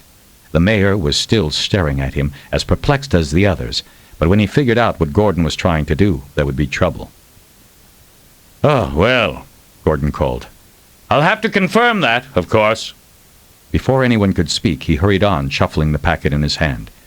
"Is there a Mr. or Mrs. Franklin Thompson in town, or their son or daughter?" Now the tide of hushed whispering carried almost a superstitious tone. A woman replied, "Dead. The boy lived until last year. Worked on the Jaskawish stead. His folks were in Portland when it blew." Damn. Gordon had only one name left. It was all very well to strike their hearts with his knowledge, but what he needed was somebody alive. "Right," he called. "We'll confirm that. Finally, is there a Grace Horton here? A Miss Grace Horton?" "No, there ain't no Grace Horton," the mayor shouted, confidence and sarcasm back in his voice. "I know everyone in my territory. Never been no Grace Horton in the 10 years since I arrived, you imposter. Can't you all see what he did? He found an old telephone book in town and copied down some names to stir us up with." He shook a fist at Gordon. "Buddy, I rule that you are disturbing the peace and endangering the public health. You got 5 seconds to be gone before I order my men to fire." Gordon exhaled heavily. Now he had no choice. At least he could beat a retreat and lose nothing more than a little pride. It was a good try, but you knew the chances of it working were slim. At least you had the bastard going there for a little while. It was time to go. But to his surprise, Gordon found his body would not turn. His feet refused to move. All will to run away had evaporated. The sensible part of him was horrified as he squared his shoulders and called the mayor's bluff. "Assault on a postal courier is one of the few federal crimes that the pro tem Congress hasn't suspended for the recovery period, Mr. Mayor. The United States has always protected its mailmen." He looked coldly into the glare of the lamp. "Always," he emphasized. And for a moment, He felt a thrill. He was a courier, at least in spirit. He was an anachronism that the Dark Age had somehow missed when it systematically went about rubbing idealism from the world. Gordon looked straight toward the dark silhouette of the mayor and silently dared him to kill what was left of their shared sovereignty. For several seconds the silence gathered. Then the mayor held up his hand. 1. He counted slowly, perhaps to give Gordon time to run, and maybe for sadistic effect. 2. The game was lost. Gordon knew he should leave now, at once. Still, his body would not turn. 3. This is the way the last idealist dies, he thought. These 16 years of survival had been an accident, an oversight of nature about to be corrected. In the end, all of his hard-won pragmatism had finally given way to a gesture. There was movement on the parapet. Someone at the far left was struggling forward. The guards raised their shotguns. Gordon thought he saw a few of them move hesitantly, reluctantly. Not that that would do him any good. The mayor stretched out the last count, perhaps a bit unnerved by Gordon's stubbornness. The raised fist began to chop down. "Mr. Mayor!" A woman's tremulous voice cut in, her words high-pitched with fear as she reached up to grab the boss man's hand. "Please, The mayor shrugged her hands away. Get away, woman. Get her out of here. The frail shape backed away from the guards, but she cried out clearly, I'm Grace Horton!" "What?" The mayor was not alone in turning to stare at her. "It's my maiden name. I was married the year after the second famine. That was before you and your men arrived." The crowd reacted noisily. The mayor cried out, Fools! He copied her name from a telephone book, I tell you. Gordon smiled. He held up the bundle in his hand and touched his cap with the other. Good evening, Miss Horton. It's a lovely night, yes? By the way, I happen to have a letter here for you from a Mr. Jim Horton of Pine View, Oregon. He gave it to me 12 days ago.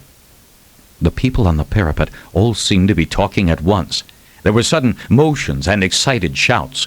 Gordon cupped his ear to listen to the woman's amazed exclamation and had to raise his voice to be heard. Yes, ma'am, he seemed to be quite well. I'm afraid that's all I have on this trip, but I'll be glad to carry your reply to your brother on my way back after I finish my circuit down in the valley. He stepped forward, closer to the light. One thing, though, ma'am. Mr. Horton didn't have enough postage back in Pine View, so I'm going to have to ask you for $10, COD. The crowd roared. Next to the glaring lantern, the figure of the mayor turned left and right, waving his arms and shouting, but nothing he said was heard as the gate swung open and people poured out into the night. They surrounded Gordon, a tight press of hot-faced, excited men, women, children. Some limped. Others bore livid scars or rasped in tuberculin heaviness. And yet, at that moment, the pain of living seemed as nothing next to a glow of sudden faith. In the middle of it all, Gordon maintained his composure and walked slowly toward the portal. He smiled and nodded, especially to those who reached out and touched his elbow, or the wide curve of his bulging leather bag. The youngsters looked at him in superstitious awe. On many older faces, tears streamed. Gordon was in the middle of a trembling adrenaline reaction, but he squelched hard on the little glimmering of conscience, a touch of shame at this lie. The hell with it. It's not my fault they want to believe in the Tooth Fairy. I've finally grown up. I only want what belongs to me. Simpletons. Nevertheless, he smiled all around as the hands reached out and the love surged forth. It flowed about him like a rushing stream and carried him in a wave of desperate, unwanted hope into the town of Oak Ridge.